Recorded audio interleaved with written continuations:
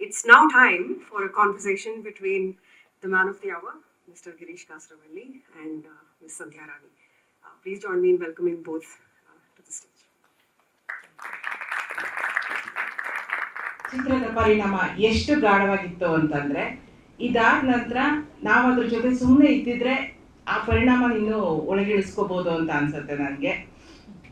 ಆದರೆ ಸರ್ ಮಾತಿಗೆ ಸಿಕ್ಕಿದ್ದಾರೆ. ಆ್ಯಕ್ಚುಲಿ ಅನನ್ಯ ಫೋನ್ ಮಾಡಿ ಹೇಳಿದಾಗ ಮೊದಲು ತುಂಬ ಹೆದರಿಕೆ ಆಯಿತು ನನಗೆ. ಅವ್ರ ಚಿತ್ರಗಳನ್ನ ಇನ್ನೂ ನೋಡಿ ಕಲಿತಾ ಇರುವಾಗ ಅವ್ರ ಜೊತೆ ನಾನು ಏನು ಮಾತಾಡಲಿ ಅಂತ. ಅವರಿದ್ದಾರೆ ಇಲ್ಲಿ. ವಿದ್ಯಾರ್ಥಿ ಆಗಿದ್ದಾಗ ರಜತ ಕಮಲ, ಅವಾಗ ತೆಗೆದ ಚಿತ್ರಕ್ಕೆ ರಜತ ಕಮಲ ತಗೊಂಡು, ಮೊದಲನೇ ಚಿತ್ರಕ್ಕೆ ಸ್ವರ್ಣ ಕಮಲ, ಆಮೇಲೆ ಮತ್ತೆ ಹಲವು ಸ್ವರ್ಣ ಕಮಲಗಳನ್ನ ರಾಷ್ಟ್ರ, ಅಂತಾರಾಷ್ಟ್ರೀಯ, ರಾಜ್ಯ ಪ್ರಶಸ್ತಿಗಳನ್ನ ಗೆದ್ದಿದ he is a master film maker. ನಮ್ಮ ನಡುವೆ ಇರುವಂತಹ, ಆದರೆ ಸಾರ್ವಕಾಲಿಕವಾಗಿಯೂ ಒಬ್ಬ ಮಾಸ್ಟರ್ ಅಂತ ಹೇಳಬಹುದಾದಂತಹ ಕಾಸರವಳ್ಳಿ ಸರ್ ನಮ್ಮ ಜೊತೆ ಇದ್ದಾರೆ. ವಿಜಯಶಂಕರ್ ಸರ್ ಇದ್ದಾರೆ ಇಲ್ಲಿ, ಬಾಸುಮಲ ಸರ್ ಇದ್ದಾರೆ, ನಾಗ್ತಿಹಳ್ಳಿ ಸರ್ ನಾಗಲೇ ನೋಡಿದೆ. ಸೊ ಕೇಸರಿ ಹರು ಸರ್ ಇದ್ದಾರೆ. ಸೊ ತುಂಬ ಸಂಕೋಚದಿಂದ ಮಾತು ಶುರು ಮಾಡ್ತಾ ಇದ್ದೀನಿ ನಾನು. ಸರ್ ನಮಸ್ತೆ. ನಮಸ್ಕಾರ ಸರ್, FTI ಮುಗಿದ ಮೇಲೆ ಈ ಕತೆ ನೀವು ಆರಿಸ್ಕೊಳ್ಳೋಕ್ಕೆ how much of a reader ಬರುತ್ತೆ ಆರ್ ದ ಫಿಲ್ಮ್ ಮೇಕರ್ ಬರುತ್ತೆ? ಅಂದರೆ ಇದರ ಚಿತ್ರ ಸಾಧ್ಯತೆಗಳು ನಿಮ್ಮನ್ನ ಸೆಳೆದುವ ಜಾಸ್ತಿ, ಅಥವಾ ಭಾವುಕ ಅಂದರೆ ಒಂದು ಭಾವನೆ ಮಟ್ಟದಲ್ಲಿ ಈ ಕತೆ ನಿಮ್ಮನ್ನ ಸೆಳೀತಾ? ಎಷ್ಟು ಜನದಲ್ಲಿ ಕನ್ನಡ ಗೊತ್ತು? How many of you know Kannada?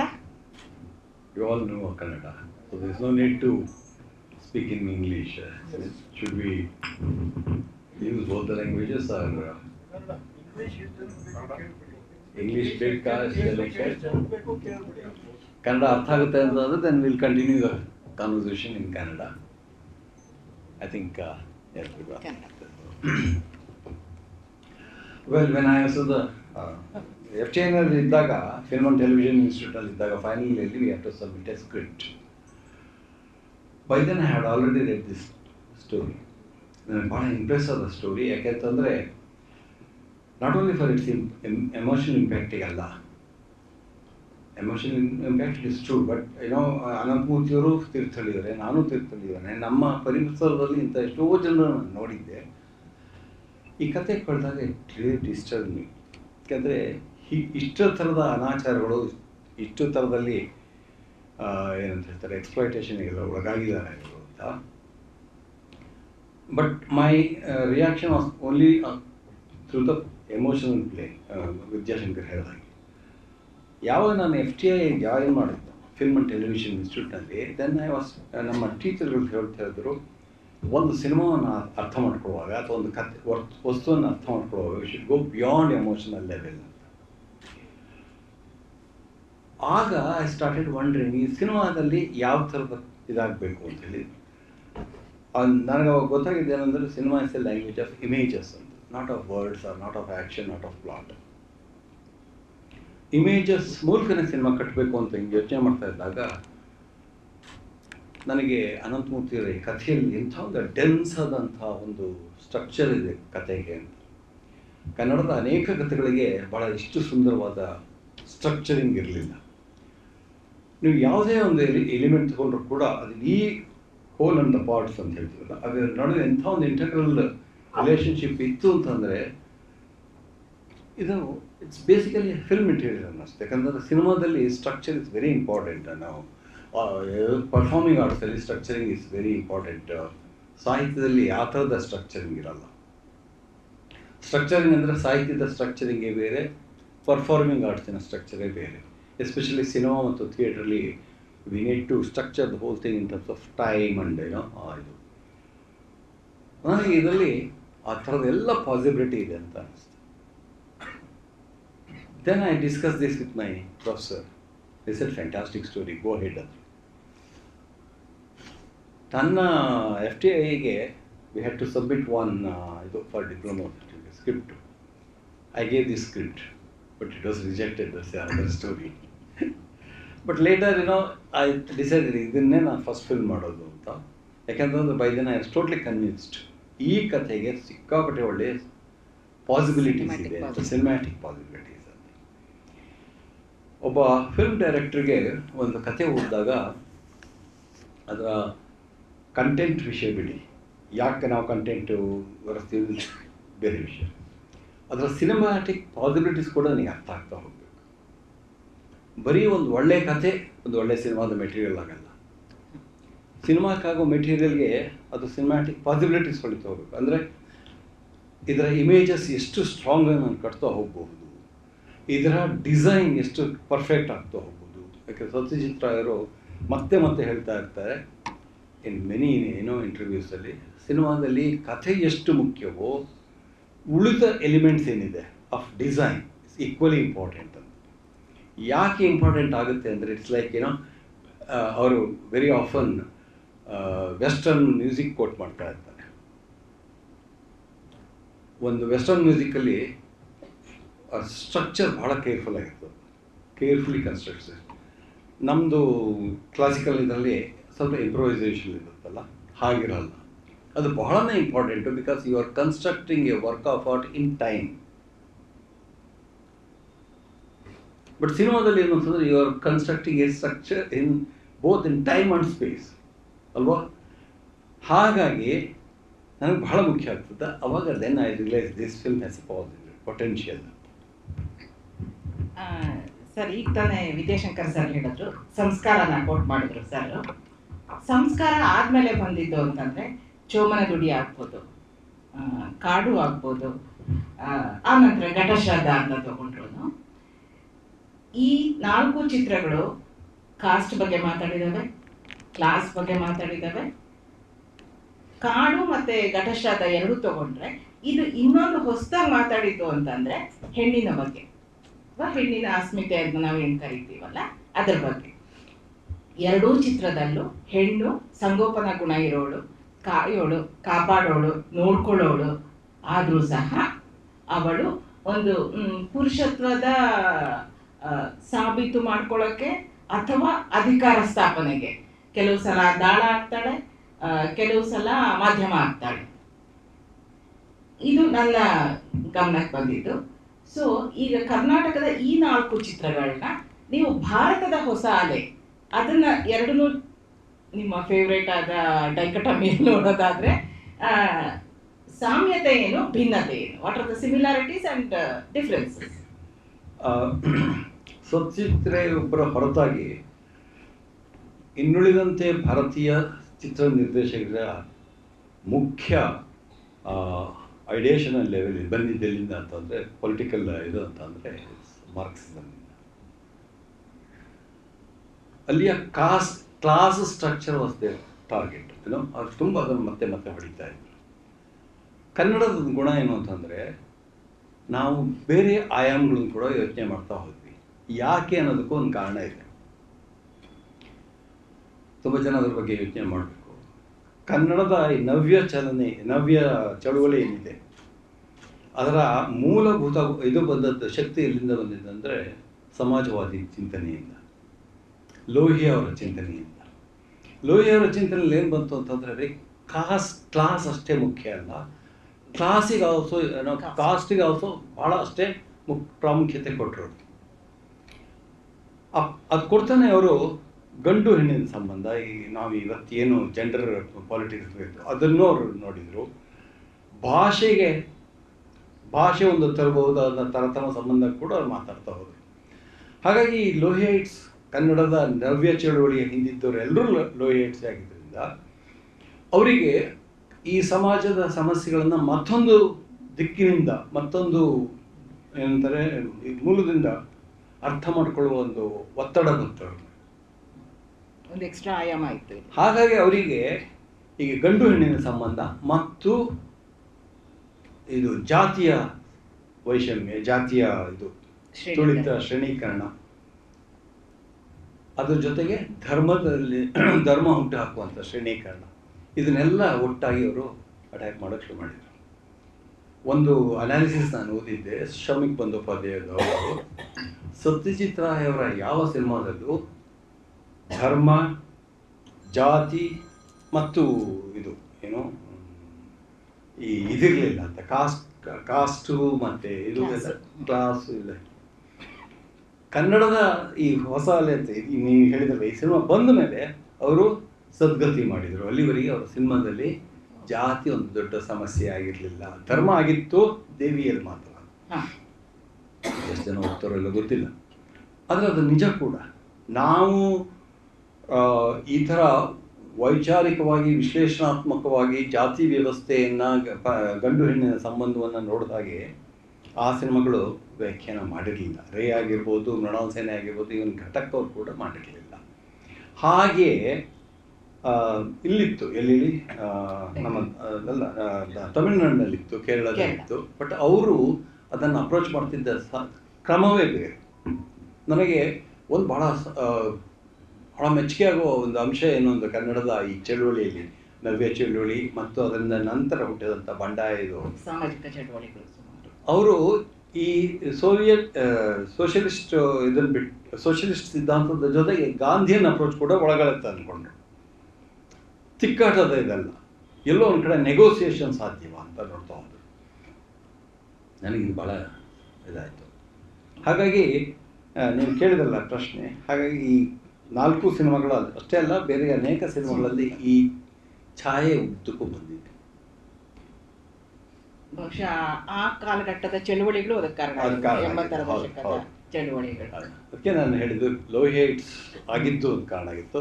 ಆ ಲೋಹಿಯೈಟ್ಸ್ ಎಲ್ಲ ಆನಂತರ ಕನ್ನಡದ ಅನೇಕ ಲೋಹಿಯೈಟ್ಸ್ ಚಿಂತಕರು ಆಮೇಲೆಲ್ಲ ಗಾಂಧಿಯನ್ನು ಕೂಡ ಆದರು ಅಲ್ವಾ. ನೋಡಿ ಅದು ಹೇಗೆ ಅವರು ಬದಲಾಗ್ತಾ ಬಂದಿದ್ದು, ಮತ್ತು ಹೇಗೆ ನಮ್ಮ ಸಮಾಜದಲ್ಲಿರುವಂಥ ತಿಕ್ಕಾಟಗಳನ್ನು ಬೇರೆ ಬೇರೆ ನೆಲೆಯಲ್ಲಿ ನೋಡ್ತಾ ಹೋದರು. ಕೇವಲ ವರ್ಗ ಸಂಘರ್ಷದಲ್ಲಿ ಅಷ್ಟೇ ಅರ್ಥ ಮಾಡ್ಕೊಳ್ಳಿಲ್ಲ. Class was not the only deciding factor ಅವರಿಗೆ. ದಟ್ಸ್ ವೈ ನನಗೆ ಈ ನೋಡುವ ಕ್ರಮ ಇದೆಯಲ್ಲ, ಇದು ಹೆಚ್ಚು ಸಂಕೀರ್ಣವಾದದ್ದು ಮತ್ತು ಹೋಲಿಸ್ಟಿಕ್ ಅಂತ. ಸರ್, ಆಮೇಲೆ ನಿಮ್ಮ ಚಿತ್ರಗಳಿಗೆ ಬರೋದಾದರೆ, ನೀವು ಸುಮಾರು ಸಾಹಿತ್ಯ ಕೃತಿಗಳನ್ನ ಆರಿಸ್ಕೋತೀರಿ. ಆದರೆ ಅದು ಫೈನಲ್ ಸ್ಕ್ರಿಪ್ಟ್ ಆಗೋಕ್ಕೆ ಮೊದಲು ಒಂದು ಜರ್ನಿ ಇರುತ್ತೆ, ಅದು ನಿಮ್ಮ ಜರ್ನಿ.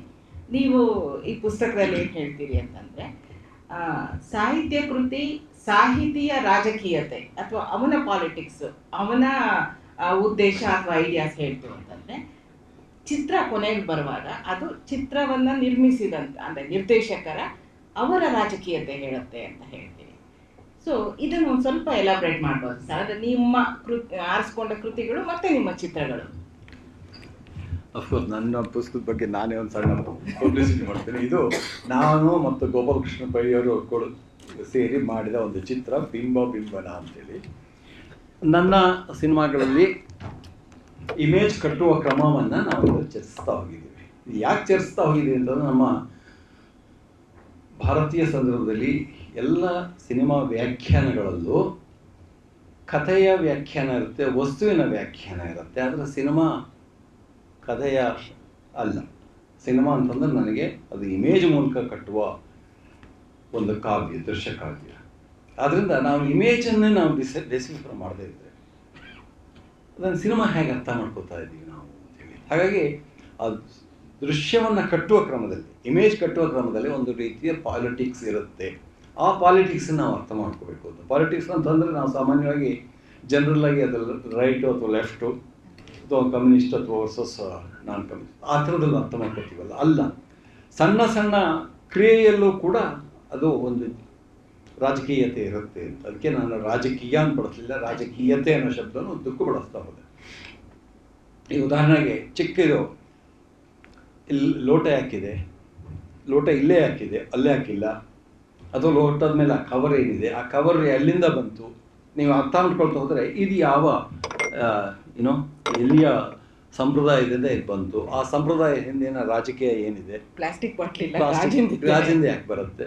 ಸೊ ಅದೆಲ್ಲವೂ ನನಗೆ ಒಬ್ಬ ಫಿಲ್ಮ್ ಮೇಕರಿಗೆ ಅವೆಲ್ಲವೂ ಇಂಪಾರ್ಟೆಂಟ್ ಆಗುತ್ತೆ. ಹಾಗಾಗಿ ರಾಜಕೀಯತೆ ಅನ್ನೋದಿದೆಯಲ್ಲ, ಅದು ಸಾಹಿತ್ಯದಲ್ಲಿ ಆಗುವ ಕ್ರಮವೇ ಬೇರೆ, ಸಿನಿಮಾ ಮತ್ತು ನಾಟಕ ಮತ್ತು ಇತರ ದೃಶ್ಯ ಕಲೆಗಳಲ್ಲಿ ಆಗುವ ವಿಧಿಗಳೇ ಬೇರೆ.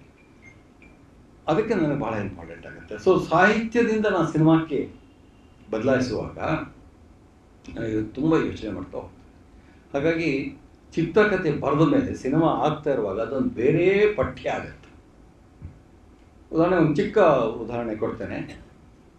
ಈ ಸಿನಿಮಾ ಮಾಡಿದ ಮೇಲೆ ಒಬ್ಬ ಖ್ಯಾತ ಸಾಹಿತಿ ಇದ್ರ ಬಗ್ಗೆ ಬರೀತಾ ನೋಡಿ, ಆ ಕಥೆಯ ಅಂತ್ಯ ಏನಿದೆ ಅದು ಎಷ್ಟು ಪವರ್ಫುಲ್ ಆಗಿತ್ತು ಮೂಲ ಕಥೆಯಲ್ಲಿ, ಅದು ಸಿನಿಮಾದಲ್ಲಿ ಇಲ್ಲ. ಅದರಲ್ಲಿ ಏನಾಗುತ್ತೆ, ನಾಣಿಗೆ ಸುದ್ದಿ ಗೊತ್ತಾಗುತ್ತೆ, ಉಡುಪರು ಮತ್ತೊಂದು ಮದುವೆ ಆಗ್ತಿರಂತೆ, ಥುತ್ ಎಂದು ಉಗುಳಿದ ನೋಡಿ, ಅದನ್ನೇ ಬಿಟ್ಟಿದ್ದಾರೆ ಅಂತ ಅವರ ಆಕ್ಷೇಪ. ನಾನು ಹೇಳಿದೆ, ಆ ಥುತ್ ಎನ್ನುವ ಆ ಸಣ್ಣ ವಿವರ ಏನಿದೆ ಕಥೆಯಲ್ಲಿ, ಅದು ಅನಂತಮೂರ್ತಿಯವರಿಗೆ ಬಹಳ ಅಗತ್ಯ ಆಗಿತ್ತು. ಯಾಕೆ ಅಂತಂದರೆ ಆ ಥುತ್ ಅನ್ನುವ ಇದಿದೆಯಲ್ಲ, ಕ್ರಿಯೆ, ಅದು ಅವರ ಸಿಟ್ಟನ್ನೆಲ್ಲ, ಆ ನಾಣಿಯ ಸಿಟ್ಟನ್ನೆಲ್ಲ ಅದು ಹೇಳುತ್ತೆ. ಯಾಕಂದರೆ ಶಬ್ದದಲ್ಲಿ ನೀವು ಹೇಳುತ್ತಿರುವಾಗ ಆ ಶಬ್ದದಲ್ಲಿ ನೀವೇನು ಹೇಗೆ ಶಬ್ದಗಳನ್ನು ಬಳಸ್ತಿರ್ತೀರ ಅಂತಂದರೆ, ಒಂದು ಅನುಭವವನ್ನು ಯಾವ ರೀತಿಯಲ್ಲಿ ಯಾವ ಶಬ್ದಗಳ ಮೂಲಕ ಪೋಣಿಸಿದರೆ ಆ ಅನುಭವ ಹರಳಗಟ್ಟುತ್ತೆ ಅಂತ ನೋಡ್ತಿರ್ತೀವಿ. ಆ ಥುತ್ ಅನ್ನೋದು ಅನಂತಮೂರ್ತಿಯವರಿಗೆ ಬಹಳ ಅಗತ್ಯ ಆಗಿತ್ತು. ಯಾಕೆ ಅಂತಂದರೆ ಆ ಕ್ರಿಯೆಯ ರಾಜಕೀಯತೆಯನ್ನು ಅದು ಹೇಳುತ್ತೆ. ಶಬ್ದಗಳು ಮೂಲತಃ ಅಬ್ಸ್ಟ್ರಾಕ್ಟ್ ಅಲ್ವಾ, ವರ್ಡ್ಸ್ ಆರ್ ಬೇಸಿಕಲಿ ಅಬ್ಸ್ಟ್ರಾಕ್ಟ್. ಆ ಅಬ್ಸ್ಟ್ರಾಕ್ಟಲ್ಲಿ ನೀವು ಅದನ್ನು ಕಾಂಕ್ರೀಟ್ ಇಮೇಜನ್ನು ಕಟ್ಟೋದಕ್ಕೆ ಹೊರಡ್ತಾ ಇರ್ತೀರ. ಸೊ ಥುತ್ ಅನ್ನೋದು ಅದು ಕಾಂಕ್ರಿಟೈಸ್ ಆಗಿಬಿಡುತ್ತೆ ಭಾಳ ಬೇಗ. ಬಟ್ ನನಗೆ ನನ್ನ ಮಾಧ್ಯಮವೇ, ವಿದ್ಯಾಶಂಕರ್ ಭಾಳ ಚೆನ್ನಾಗಿ ಹೇಳಿದ ಹಾಗೆ, ನನ್ನ ಮಾಧ್ಯಮವೇ ಕಾಂಕ್ರೀಟ್ ಇದೆ, ಒಂದು ಇಮೇಜೇ ಕಾಂಕ್ರೀಟ್. ನಾನು ಕಾಂಕ್ರೀಟ್ ಅದನ್ನು ಮತ್ತೆ ಅದನ್ನೇ ಬಳಸಿದರೆ ಅದಕ್ಕೆಲ್ಲ ಧ್ವನಿಗಳನ್ನು ಕಳ್ಕೊಂಡ್ಬಿಡ್ತೀನಿ. ಸಿನಿಮಾದಲ್ಲಿ ನನಗೂ ಒಂದು ಯಾವ ಸಿನಿಮಾಕ್ಕೆ ನಿಮ್ಗೆ ಗೊತ್ತಾಗುತ್ತೆ, ಒಂದು ಸಿನಿಮಾದ ಕೊನೆಯ ದೃಶ್ಯದಲ್ಲಿ ಇದ್ದಕ್ಕಿದ್ದಾಗ ಅವನು ಕಲ್ಲೆಸಿತಾನೆ. ಕಲ್ಲೆಸಿದಾಗ ಏನಾಗುತ್ತೆ ಅಂದರೆ ನಿಮಗೆ ಅವನ ಸಿಟ್ಟನ್ನು ಅದು ಎಕ್ಸ್ಪ್ರೆಸ್ ಮಾಡುತ್ತೆ, ಧ್ವನಿ ಕಳ್ಕೊಳ್ಳುತ್ತೆ. ನಾನು ಅದಕ್ಕೆ ಏನು ಮಾಡಬೇಕಾಯ್ತು ಅಂತಂದರೆ, ನಾನು ಅದಕ್ಕಂದು ಬೇರೆ ಒಂದು ಈಕ್ವಲೆಂಟ್ ಹುಡ್ಕೋಬೇಕಾಯ್ತು. ಆ ಹುಡ್ಕೋಡುವ ಈಕ್ವಲೆಂಟ್ ಏನಾಗಬೇಕು ಅಂತಂದರೆ, ಬರೀ ಆ ಸಿಟ್ಟನ್ನು ಹೇಳಿದರೆ ಮಾತ್ರ ಹೇಳಿದರೆ ಸಾಕು, ಕಂಪ್ಯಾಷನನ್ನು ಹೇಳಬೇಕು. ಅದಕ್ಕೆ ನಾಣಿ ಥುತ್ ಅಂತ ಹೇಳೋದಿಲ್ಲ, ನೋಡ್ತಾನೆ ದೂರ ಬರ್ತಾನೆ. ಆ ಡಿಸ್ಟೆನ್ಸ್ ನಡುವೆ ನಿಮಗೆ ಅದು ಕಟ್ಟಿಕೊಡುವ ಅರ್ಥಗಳು ಏನೇನು ಇದೆಯಲ್ಲ, ಅದು ಬೇರೆ ದೊಡ್ಡ ಆಲದ ಮರದ ಕೆಳಗೆ ಅವ್ರು ಕಳೆದು ಹೋಗ್ತಾರೆ. ಮುಂಚೆ ಕಾಣಿಸ್ತಾ ಇರ್ತಾಳೆ, ಆಮೇಲೆ ಅವಳು ಕಾಣಿಸೋದಿಲ್ಲ. ನಾಣಿ ಬಹಳ ದೂರ ಬಂದು ತಿರುಗಿ ನಿಂತು ಅವಳ ಬಗ್ಗೆ ಬಹಳ ಅನುಕಂಪದಿಂದ ನೋಡ್ತಾನೆ. ಅವನು ಕಲ್ಲು ಎಸೆಯುವ ಭೌತಿಕ ಇದು ಅವನ ಹತ್ರ ಇರೋಕ್ಕೆ ಸಾಧ್ಯ ಇಲ್ಲ. ಲಿಟ್ರೇಚರ್ ನಾವು ಯಾವುದನ್ನು ಒಪ್ಕೊಳ್ತಿದ್ವೋ ಸರಿ ಅಂತ ಹೇಳಿ, ಅದೇನು ಸಿನಿಮಾದಲ್ಲಿ ತೋರಿಸಿದಾಗ ಆ ಏಜ್ ನಾನು ಮಾಡ್ತಾನೆ ಅಂತ ಶುರುವಾಗುತ್ತೆ. ಯಾಕಂತಂದರೆ ಅಲ್ಲಿ ರೆಪ್ರೆಸೆಂಟೇಷನಲ್ ಕ್ವಾಲಿಟೀಸೇ ಬೇರೆ, ಸಿನಿಮಾದ ರೆಪ್ರೆಸೆಂಟೇಷನ್ ಕ್ವಾಲಿಟೀಸ್ ಬೇರೆ, ಸಾಹಿತ್ಯದ. ಹಾಗಾಗಿ ಒಬ್ಬ ಸಿನಿಮಾ ನಿರ್ದೇಶಕ ಅದನ್ನು ಅರ್ಥ ಮಾಡ್ಕೊಳ್ಬೇಕಾಗುತ್ತೆ. ಅದನ್ನು ಐಸನ್ಸ್ಟೈನ್ ಅನ್ನೋ ಒಬ್ಬ ಖ್ಯಾತ ಸಿನಿಮಾ ನಿರ್ದೇಶಕ ಮತ್ತು cinema Siddhanti, plasticity of the images ಅಂತ ಕರೀತಾನೆ. ನಾವು ಇಮೇಜಸ್ ಹುಟ್ಟುಹಾಕುವಾಗ ಇದನ್ನು ಯೋಚನೆ ಮಾಡ್ತಾ ಇರ್ತೀವಿ, ಯಾವ ಇಮೇಜಿಗೆ ಆ ಪ್ಲಾಸ್ಟಿಸಿಟಿ ಇರುತ್ತೆ, ಎಕ್ಸ್ಪ್ರೆಸಿವ್ನೆಸ್ ಇರುತ್ತೆ. ಪ್ಲಾಸ್ಟಿಸಿಟಿ ಅಂತಂದರೆ ಎಕ್ಸ್ಪ್ರೆಸಿವ್ನೆಸ್ ಅನ್ನೋ ಅರ್ಥದಲ್ಲಿ ಇರ್ತಾನೆ. ಎಲ್ಲ ಇಮೇಜ್ಗಳಿಗೂ ಇದಿರಲ್ಲ, ಏನಂತಾರೆ, ಅಷ್ಟು ಪ್ಲಾಸ್ಟಿಸಿಟಿ ಇರೋಲ್ಲ. ಅದನ್ನು ಹುಡುಕ್ಬೇಕಾಗತ್ತೆ. ಸೊ ಇದು ನನ್ನ ಇದಾಯಿತು. ಆ ಸಣ್ಣ ಒಂದು ಶಬ್ದ, ಒಂದು ದೃಶ್ಯ ಆಯಿತು ನನಗೆ, ಅದನ್ನು ನಾನು ಮಾಡಬೇಕಾಯ್ತು. ಸೊ ಸಿನಿಮಾದಿಂದ ಸಾಹಿತ್ಯದಿಂದ ಹುಡುಕ್ಲೇಬೇಕಾಗತ್ತೆ. ಈ ಥರ ಒಂದು ಒಳ್ಳೆಯ ಇಮೇಜ್ ಹುಡುಕಿದಾಗ ನನಗೆ ಭಾಳ ಖುಷಿ ಆಗ್ತದೆ. ಒಂದು ಒಳ್ಳೆಯ ಇಮೇಜ್ ಸಿಕ್ತು. ಹಾಗೆ ಒಬ್ಬ ಸಂಗೀತಗಾರನಿಗೆ ಒಂದು ಕರೆಕ್ಟ್ ನೋಟ್ ಸಿಕ್ಕಾಗ ಖುಷಿ ಆಗುತ್ತಲ್ಲ, ಸರಿಯಾದ ಸ್ವರ ಹಿಡಿದ್ಬಿಟ್ಟೆ ಅಂತ ಹೇಳೋ, ಅಥವಾ ಸರಿಯಾದ ಒಂದು ಇದನ್ನು, ಆ ಥರದ ಖುಷಿ ನಮಗಾಗ್ತಾ ಹೋಗುತ್ತೆ. ಆ್ಯಕ್ಚುಲಿ ಯುವರ್ ಸಹ ಇದನ್ನೇ ಹೇಳಿದರು. ಅಂದರೆ ಯಾರೋ ಅವ್ರಿಗೆ ಹೇಳಿದ್ದಕ್ಕೆ ಅವ್ರು ನನ್ನ ಕತೆ ಥರನೇ ಆ ಫಿಲಮ್ ತೆಗಿಬೇಕು ಅಂದರೆ ಫಿಲಮ್ ಯಾಕೆ ತೆಗಿಬೇಕು, ಕತೆ ಓದೋದೇ ಆಗತ್ತಲ್ವ, ಯಾರನ್ನ ಕೂರಿಸ್ಕೊಂಡು ಅದು ಓದಿದ್ರೆ ಸಾಕಲ್ವಾ ಅಂತ ಅಂದ್ಬಿಟ್ಟು ಹೇಳಿದರು ಅಂತ ಓದಿದ್ದೆ ನಾನು. ಈ ಚಿತ್ರದಲ್ಲಿ ಇದು ಬಿಟ್ಟು ನೀವು ಬೇರೆ ಏನಾದ್ರು ಬದಲಾವಣೆ ಮಾಡ್ಕೊಂಡ್ರಿ ಮೂಲ ಪಠ್ಯದಿಂದ? ಈಗ ನೀವು ಹೇಳಿದ್ರಿ ಕೆಲವುದು ಅನುಭವವನ್ನು ಕಾಂಕ್ರಿಟೈಸ್ ಮಾಡೋಕ್ಕೆ, ಹರಳುಗಟ್ಟಿಸೋದಕ್ಕೆ ಕೆಲವು ವಿವರಗಳನ್ನು ಕಟ್ಟಿಸ್ಬೇಕಾಗಿತ್ತು. ಕೆಲವು ಹೊಸ ಎಳೆಗಳನ್ನು ತರೋದು, ಕೆಲವು ವಿಷಯಗಳನ್ನು ತರೋದು ಬಂತು. ಮೂಲ ಕಥೆಯಲ್ಲಿ ಸ್ಕೂಲ್ ಬರೋಲ್ಲ, ಸ್ಕೂಲ್ ಮೈಲ್ಸ್ಟೋನ್ ಬರುತ್ತೆ ಹೊತ್ತು ಸ್ಕೂಲ್ ಬರೋಲ್ಲ. ನನಗೆ ಆ ಸ್ಕೂಲ್ ಯಾಕೆ ಬೇಕಿತ್ತು ಅಂತಂದರೆ, ಆ ಸ್ಕೂಲ್ ಒಂದೇ ದೃಶ್ಯದಲ್ಲಿ ಬರುತ್ತೆ. ಆ ದೃಶ್ಯದಲ್ಲಿ ಏನೇನು ವಿವರ ಬರುತ್ತೆ ನೋಡಿ. ಉತ್ಸವ ಅಂತ ಹೇಳೋದಕ್ಕೆ ಆ ಮಗುಗೆ ಬರ್ತಿರೋದು, ಈ ಹುಡುಗ ಹೇಳ್ತಾನೆ. ಬಟ್ ಮಂತ್ರ ಆದರೆ ನನಗೆ ಮಂತ್ರ ಹೇಳಕ್ಕೆ ಬರಲ್ಲ. ಆದರೆ ಇವನು ಮಂತ್ರದ ವೇದ ಪಾಠಶಾಲೆಗೆ ಸೇರಿಸ್ತಾರೆ. ಆದರೆ ಅವನು ಸೇರಬೇಕಾಗಿದ್ದು ಸ್ಕೂಲ್ಗೆ. ಅನಂತಮೂರ್ತಿಯವರಿಗೆ ಆ ಎಲಿಮೆಂಟ್ ಭಾಳ ಇಷ್ಟ ಆಯ್ತು. ಅವರು ಅದನ್ನು ಒಂದು ಕಡೆ ದಾಖಲಿಸಿದ್ರು ಕೂಡ ಭಾಳ ಚೆನ್ನಾಗಿ ಹಾಕಿದ ಅನ್ನೋದು. ಯಾಕಂತಂದರೆ ಅದು ಎಲ್ಲವೂ ಅಲ್ಲಿ ಕ್ಲೋಸರ್ ಅಲ್ಲ ಸಾಧ್ಯತೆಗಳು ಇದೆ. ಅಲ್ಲಿ ಕೆಲವುದು ಏನೋ ಆಯ್ಕೆ ತಪ್ಪಿದೆಯೇ ಹೊರತು ಅಲ್ಲಿ ಎಲ್ಲವೂ ಏನೂ ಇರಲಿಲ್ಲ ಅಂತ ಹೇಳೋದು ತಪ್ಪಾಗುತ್ತೆ. ಅಲ್ಲಿ ಸಾಧ್ಯತೆ ಇತ್ತು. ನಾಣಿಗೆ ಅವನ ವ್ಯಕ್ತಿತ್ವ ಅರಳೋದಕ್ಕೆ ಸರ್ಕಾರಿ ಶಾಲೆ ಸರಿ ಇತ್ತು, ಆದರೆ ಇವ್ರು ಕರ್ಕೊಂಡು ವೇದಾಧ್ಯಯನ ಶಾಲೆಗೆ ಹಾಕಿದ್ದಾರೆ. ಅಂದರೆ ಯಾವುದೇ ಒಂದು ಸೊಸೈಟಿಯಲ್ಲಿ, ಯಾವುದೇ ಒಂದು ಸ್ಥಿತಿಯಲ್ಲಿ ಹಲವು ಸಾಧ್ಯತೆಗಳಿರುತ್ತೆ. ನಾವು ಆಯ್ದುಕೊಳ್ಳುವ ಸಾಧ್ಯತೆಗಳು ತಪ್ಪು ಇರ್ಬೋದು. ಅನೇಕ ವೇಳೆ ನಾವು ತಪ್ಪು ಸಾಧ್ಯತೆಗಳನ್ನು ಆಯ್ದುಕೊಂಡಿರ್ತೀವಿ. ಅದನ್ನು ನಾನು ಹೇಳಬೇಕಾಗುತ್ತೆ. ಎಲ್ಲ ಇಡೀ ಸೊಸೈಟಿಗೆ ಕೊಳತೆ ನಾರ್ತಾ ಇದೆ ಅಂತ ಹೇಳೋದಕ್ಕೆ ನಾನಂತೂ ಸಿದ್ದೆ. ಅದರೊಳಗಡೆ ಎಲ್ಲೋ ಇರುತ್ತೆ, ಕೆಲವು ಕೊಳಿತಾ ಇರುತ್ತೆ, ಕೆಲವು ಚಿಗುರ್ತಾ ಇರುತ್ತೆ. ಇನ್ನು ನನ್ನ ಎಲ್ಲ ಸಿನಿಮಾದಲ್ಲೂ ನೀವು ಗಮನಿಸ್ತಾ ಇರ್ಬೋದು, ಅಲ್ಲಿ ಹಾಳಾಗ್ತಿರುತ್ತೆ ಅನ್ನೋ ಹೊತ್ತಿಗೆ ಅಲ್ಲೆಲ್ಲೋ ಇನ್ನೊಂದೇನೋ ಹುಟ್ಕೊಳ್ತಾ ಇರುತ್ತೆ. ಅದು ನನಗೆ ಬಹಳ ಮುಖ್ಯ ಅಂತ ಅನ್ನಿಸ್ತು. ಅಂದರೆ ಅಲ್ಲೊಂದು ಸ್ಕೂಲು ಇತ್ತು, ಬರೀ ಒಂದೇ ಹೇಳು, ಆದರೆ ನಾ ಅಲ್ಲಿ ಹೋಗಿದ್ದೆ, ಇಲ್ಲ ಅದು ಒಂದಿದು. ಇನ್ನೊಂದು ವಿವರಗಳಲ್ಲಿ ಜಾಸ್ತಿ ಮಾಡಿದೆ ಅಂತಂದಲ್ಲ, ಅದು ನಾಗರಿಕಲ್ಲಿ ಮುಟ್ಟೋದು. ಕಥೆಯಲ್ಲಿ ಒಂದು ವಾಕ್ಯದಲ್ಲಿ ಒಂದು ಹೋಗ್ಬಿಡುತ್ತೆ. ನಾನು ಅದನ್ನು ಲಂಬಿಸಿ ಅನ್ನೊಂದು ಅನುಭವಕ್ಕೆ ಕನ್ವರ್ಟ್ ಮಾಡಿದೆ. ಅಂದರೆ ನಾಣಿಗೆ ಮುಂಚೆ ಅಳುಕಿರುತ್ತೆ, ಆಮೇಲೆ ಧೈರ್ಯ ತಂದು ಆಮೇಲೆ ಪುನಃ ಅದನ್ನು ಅವನನ್ನು ಕೈಗೆ ವಶಪಡಿಸ್ಕೊಳ್ಳುವ ಒಂದು ವಿವರವಾಗಿ ಬೇಕಿತ್ತು ನನಗೆ. ಅದು ಸಿನಿಮ್ಯಾಟಿಕಲ್ಲಿ ಬಹಳ ಎಫೆಕ್ಟಿವ್ ಆಗಿ ಬರುತ್ತೆ, ಸಾಹಿತ್ಯದಲ್ಲಿ ಅಷ್ಟೇ ಎಫೆಕ್ಟಿವ್ ಆಗಿ ಬರುತ್ತೋ ಇಲ್ಲ ಗೊತ್ತಿಲ್ಲ ನನಗಿದು. ಅದು ಓದ್ತಿದ್ದಾಗ ಇದನ್ನೊಂದು ದೃಶ್ಯವಾಗಿ ಒಂದು ಹಲವು ವಿವರಗಳುಳ್ಳ ಒಂದು ವಿವರಗಳುಳ್ಳ ದೃಶ್ಯವಾಗಿ ಕನ್ವರ್ಟ್ ಮಾಡಿದರೆ ಇದು ತುಂಬ ಒಳ್ಳೆಯ ಅನುಭವ ಕಟ್ಟುತ್ತೆ ಅಂತ ನನಗೆ ಅನಿಸ್ತು. ಹಾಗಾಗಿ ಅದನ್ನು ಬಳಸ್ಕೊಂಡೆ. ಆ ಥರ ತುಂಬ ದೃಶ್ಯಗಳು ಬರ್ತಾ ಹೋಗುತ್ತೆ. ಈಗ ಉದಾಹರಣೆಗೆ ಕೊನೆಯಲ್ಲಿ ಇವಳೇ ನನ್ನ ಮಗಳು ಅಂತ ಹೇಳ್ತಾರಲ್ಲ, ಅದು ಕಥೆಯಲ್ಲಿ ಇಲ್ಲ. ಅದೇನಾಗುತ್ತೆ ಅಂತಂದ್ರೆ ನೋಡಿ, ಚಿಕ್ಕ ಒಂದೇ ಒಂದು ಶಾಟ್ನಿಂದ ಇಲ್ಲಿ ಇನ್ನೊಂದು ಮತ್ತೆ ಯಮುನ ಅಕ್ಕ ತಯಾರಾಗ್ತಿದ್ದಾಳೆ ಅಂತ ನಾನು ಹೇಳಿ ಮುಗಿಸ್ಬಿಡ್ತೆ. ಯಾಕಂದರೆ ಹುಡುಗರಿಗೆ ಈಗಾಗಲೇ 75 ವರ್ಷ 70 ವರ್ಷ ಆಗಿದೆ, 70-80. ಆ ಚಿಕ್ಕ ಮಗುನ ಮದುವೆ ಮಾಡಿಕೊಟ್ರೆ ಇನ್ನೊಂದು 4-5 ವರ್ಷದಲ್ಲೂ ಅವಳೇ ಯಮುನ ಅಕ್ಕ ಆಗ್ತಾಳೆ. ಈ ಥರದ ಹಲವು ಸಾಧ್ಯತೆಗಳಿರುತ್ತಲ್ಲ, ಅದನ್ನು ದೃಶ್ಯ ಮಾಧ್ಯಮದಲ್ಲಿ ಸುಲಭವಾಗಿ ಕಟ್ತಾ ಹೋಗ್ಬೋದು. ನೋಡ್ತಾನೆ ಇರ್ತೀರ, ನಾನು ಎಕ್ಸ್ಪ್ಲೇನ್ ಮಾಡಬೇಕಾಗಿಲ್ಲ, ನೋಡಿ ಚಿಕ್ಕ ಹುಡುಗಿ ಅಂತ ಹೇಳಬೇಕಾಗಿಲ್ಲ. ಈಗ ಇಡೀ ಚಿತ್ರದಲ್ಲಿ ಅಂದರೆ ಯಮುನಕ್ಕನ ಮೇಲೆ ಇಡೀ ಊರು ಎದುರು ನಿಲ್ಲುತ್ತೆ, ಆ ಹುಡುಗರು ನಿಲ್ತಾರೆ. ಅಂದರೆ ಅವ್ರ ಮನೆಯಲ್ಲಿರೋ ಶಾಸ್ತ್ರಿಗೆ ಅವಳು ಊಟ ಹಾಕಿರ್ತಾಳೆ. ಅವ್ರನ್ನ ಅಷ್ಟು ಕೇವಲವಾಗಿ ನೋಡುವಂತಹ ಯಾವುದೇ ಕಾರಣಗಳಿಲ್ಲದೆ ಇದ್ರೂ ಸಮಾಜ ವಿಧಿಸಿದ ನೈತಿಕ ಚೌಕಟ್ಟು ಅವಳು ಮೀರಿದ್ಲು ಅಂದ ತಕ್ಷಣ ಗಂಡಸರಿಗೆ ಅವಳ ಮೇಲೆ ಅಧಿಕಾರ ಬಂತು ಅನ್ನೋಂಗೆ ಅದಾಗುತ್ತೆ. ಆದರೆ ಮೇಷ್ಟ್ರ ಬಗ್ಗೆ ಯಾರೂ ಒಂದು ಮಾತಾಡಲ್ಲ. ಗೊತ್ತಿರುತ್ತೆ ಇವರು ಅಂತ, ಆದ್ರೂ ಯಾರೂ ಮಾತಾಡಲ್ಲ.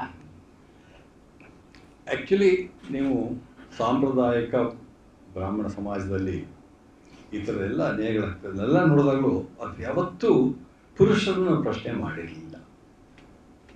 ತಪ್ಪು ಯಾವತ್ತೂ ಹೆಂಗಸದೇ ಇತ್ತು ಅಂತ ಹೇಳ್ತಾ ಇದ್ರು. ಇದು ಕೇವಲ ಆ ಒಂದು ಸಮಾಜ ಅಂತಲ್ಲ, ಯಾವ ದೇಶಕ್ಕೆ ಹೋದರೂ ಇದಿತ್ತು ಒಂದು ಕಾಲದಲ್ಲಿ. ಅದನ್ನು ನಾವು ಈ ಬೇರೆ ರೀತಿಯಿಂದ ನೋಡಬೇಕಾದಂಥ ಮತ್ತು ಅದನ್ನು ಒತ್ತಿ ಹೇಳಬೇಕಾದಂಥ ಅಗತ್ಯ ಇವತ್ತಿದೆ. ಇನ್ನೊಂದು ಸರ್, ಇಲ್ಲಿ ನಾಣಿಯ ಕ್ಲೋಸಪ್ ಶಾಟ್ಸ್ ನೋಡಿದಾಗ ಅಥವಾ ಕೊನೆಯಲ್ಲಿ ಅವನು ಇಡೀ ಇದರಿಂದ ಅವನು ಹೆಂಗಂದ್ರೆ ಅವನು ಕಮಿಂಗ್ ಆಫ್ ಏಜ್ ಕೂಡ ಹೌದು ನಾಣಿಗೆ. ಅದು ನೋಡುವಾಗ ಆ ಶಾರ್ಟ್ಸ್ ಕೆಲವು ನೋಡಿದಾಗ ಅಪ್ಪು ನೆನಪಾಗ್ತಾನೆ, ಸತ್ಯಜಿತ್ ರೇ ಅವರ ಅಪ್ಪು ನೆನಪಾಗ್ತಾನೆ. ಸೊ ಸತ್ಯಜಿತ್ ರೇ ಅವರ ಪ್ರಭಾವ ನಿಮ್ಮ ಮೇಲೆ ಇತ್ತ ಸರ್? ಸತ್ಯಜಿತ್ ರಾಯ್ ಅವರ ಪ್ರಭಾವ ಯಾವ ಭಾರತೀಯ ನಿರ್ದೇಶಕನ ಮೇಲೆ ಇಲ್ಲ ಹೇಳಿ. ಈ ಥರದ ಸಿನಿಮಾ ಮಾಡಕ್ಕೆ ಹೊರಟವನಿಗೆ ಸತ್ಯಜಿತ್ ರಾಯ್ ಪ್ರಭಾವ ಇಲ್ಲ ಅಂತ ಸುಳ್ಳು ಹೇಳ್ತಿದ್ದೇನೆ ಅಂತ ಲೆಕ್ಕ. ಬಟ್ ಏನು ಭಿನ್ನತೆ ಇದೆ ಸರ್? ನೀವು ಭಿನ್ನತೆ ಏನಿದೆ ಅಂತಂದ್ರೆ, ಅಲ್ಲೂ ಒಬ್ಬ ಹುಡುಗ ಇದ್ದಾನೆ, ಇಲ್ಲೂ ಒಬ್ಬ ಹುಡುಗ ಇದ್ದಾನೆ, ಅಲ್ಲೂ ಒಬ್ಬ ಹುಡುಗ ಕಮಿಂಗ್ ಆಫ್ ಏಜು, ಇಲ್ಲೊಬ್ಬ ಹುಡುಗ ಕಮಿಂಗ್ ಆಫ್ ಏಜು. ಒಳ ಹಕ್ಕು ನೋಡಿದ್ರೆ ಬೇರೆ ಬೇರೆ ಇದು ಬರಬಹುದು. ಇಲ್ಲಿ ಕಮಿಂಗ್ ಆಫ್ ಏಜ್ ಅನ್ನು ನಾನು ಒಂದು ಪಾಸಿಟಿವ್ ಆಗಿ ಏನು ನೋಡ್ತಿಲ್ಲ, ಅವರು ಪಾಸಿಟಿವ್ ಆಗಿ ನೋಡ್ತಾರೆ. ಇಲ್ಲೂ ಅಂತ ನನಗೆ ಅದು ಕಮಿಂಗ್ ಆಫ್ ಏಜ್ ಒಳ್ಳೇದು ಹೌದು, ಆದರೆ ಅವನ ಮೇಲೆ ಫೋರ್ಸಿಬಲಿ ಅವನು ಮೆಚ್ಯೂರ್ ಆಗಬೇಕಾಗಿದೆ, ಅದು ನನಗೆ ದುರಂತ. ಯಾಕಂತಂದರೆ ಒಬ್ಬ 10 ವರ್ಷದ ಹುಡುಗ ನೋಡ್ಬೇಕಾದ ದೃಶ್ಯಗಳಲ್ಲ ಅವು. ಅಲ್ಲ, ಅವನು ಯಮನಕ್ಕನ ರೆಸ್ಪಾನ್ಸಿಬಿಲಿಟಿ ತಗೋಬೇಕು ಅಂತಂದರೆ ತಗೊಳಕ್ಕೆ ಸಿದ್ಧನಾಗ್ತಾನೆ ಅಂತಂದರೆ ಅದು ಸಹಜವಾದ ಬೆಳವಣಿಗೆ ಅಲ್ಲ, ಫೋರ್ಸ್ಡ್ ಅಲ್ವಾ. ಆ ಫೋರ್ಸಲ್ಲಿ ಆ ವ್ಯಕ್ತಿತ್ವ ಕುಗ್ಗುತ್ತೆ, ಕಮರಿ ಹೋಗುತ್ತೆ. ಅದನ್ನು ನಾವು ಗಮನಿಸಬೇಕು. ಅಪ್ಪುಗೆ ಅದಾಗೋದಿಲ್ಲ, ಆಗಲ್ಲ. ಆಯಿತಾ. ಅಪ್ಪುದು ಸಹಜವಾದ ಬೆಳವಣಿಗೆ, ಇದು ಸಹಜವಾದ ಬೆಳವಣಿಗೆ ಅಲ್ಲ, ಹೀಗೆ ನಡೀತಿರೋ ಬೆಳವಣಿಗೆ. ಆದರೆ ಅವನಲ್ಲಿ ಆ ಕಂಪ್ಯಾಷನ್ ಇನ್ನೂ ಇದೆ, ನಿಂತ್ಕೊಂಡು ನೋಡಿದ್ದಾನೆ. ಇವನು ಶಾಸ್ತ್ರಿ ಥರ ಆಗೋದಿಲ್ಲ. ಅದು ಅಷ್ಟೇ ನನಗೆ ಅದು ಪಾಸಿಟಿವ್ ಡೆವಲಪ್ಮೆಂಟ್ ಹಾಕೊಂಡಿದೆ.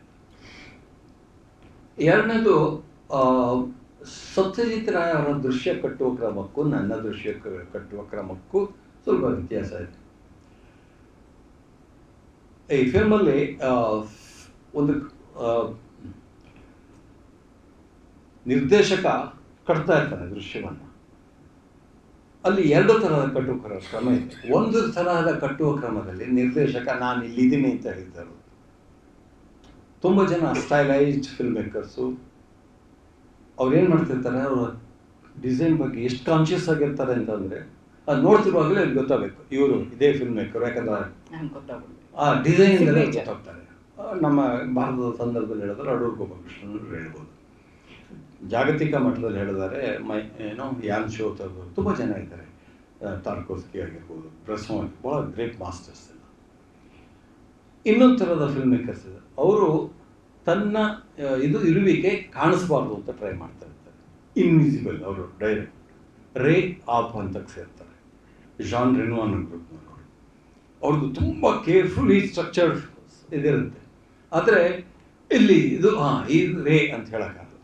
ಅಷ್ಟು ಸಹಜವಾಗಿ ಹರಿಯೋ ರೀತಿಯಲ್ಲಿ ನದಿಯಲ್ಲಿ ನೀರು ಹರಿಯುತ್ತಲ್ಲ ಆ ಥರದಲ್ಲಿ ಅವರ ಕಟ್ಟುವ ಕ್ರಮ ಇರುತ್ತೆ. ಅಡೂರವ್ರದ್ದಾಗಲಿ ಅಥವಾ ಈ ಸ್ಟೈಲೈಸ್ಡ್ ಬೇಸಿಕಲಿ ಏನಂತಾರೆ ಅದು ಮಿನಿಮಲಿಸ್ಟ್ ಡೈರೆಕ್ಟರ್ಸ್ ಅನೇಕ ಜನರಲ್ಲಿ ಒಂದು ಸ್ವಲ್ಪ ಕಾನ್ಷಿಯಸ್ ಆದ ಇರುತ್ತೆ. ನಾನು ಎರಡರ ನಡುವೆ ಒಂದು ಏನೋ ಹುಡ್ಕೋಕ್ಕೆ ಟ್ರೈ ಮಾಡ್ತಾ ಇದ್ದೆ. ಅಟ್ಲೀಸ್ಟ್ ಘಟಶಾಸ್ತ್ರದಲ್ಲಿ ಹುಡ್ತಾರೆ. ಅದು ಒಂದು ರೀತಿ ಕೆಲವುದು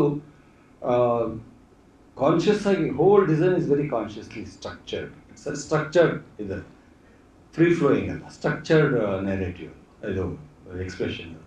ಆದರೆ ನೋಡೋದನಿಗೆ ಅದು ಸ್ಟ್ರಕ್ಚರ್ ಅಂತ ಅನಿಸ್ಬಾರ್ದು ಅನ್ನುವ 2 ಪ್ರಯತ್ನ ಇರ್ತಾರೆ. ಇದು ಸಮಥಿಂಗ್ ಡಿಫ್ರೆಂಟ್ ಅಂತ ನಾನು ತಿಳ್ಕೊಂಡಿದ್ದೀನಿ. ಅದು ಒಂದು.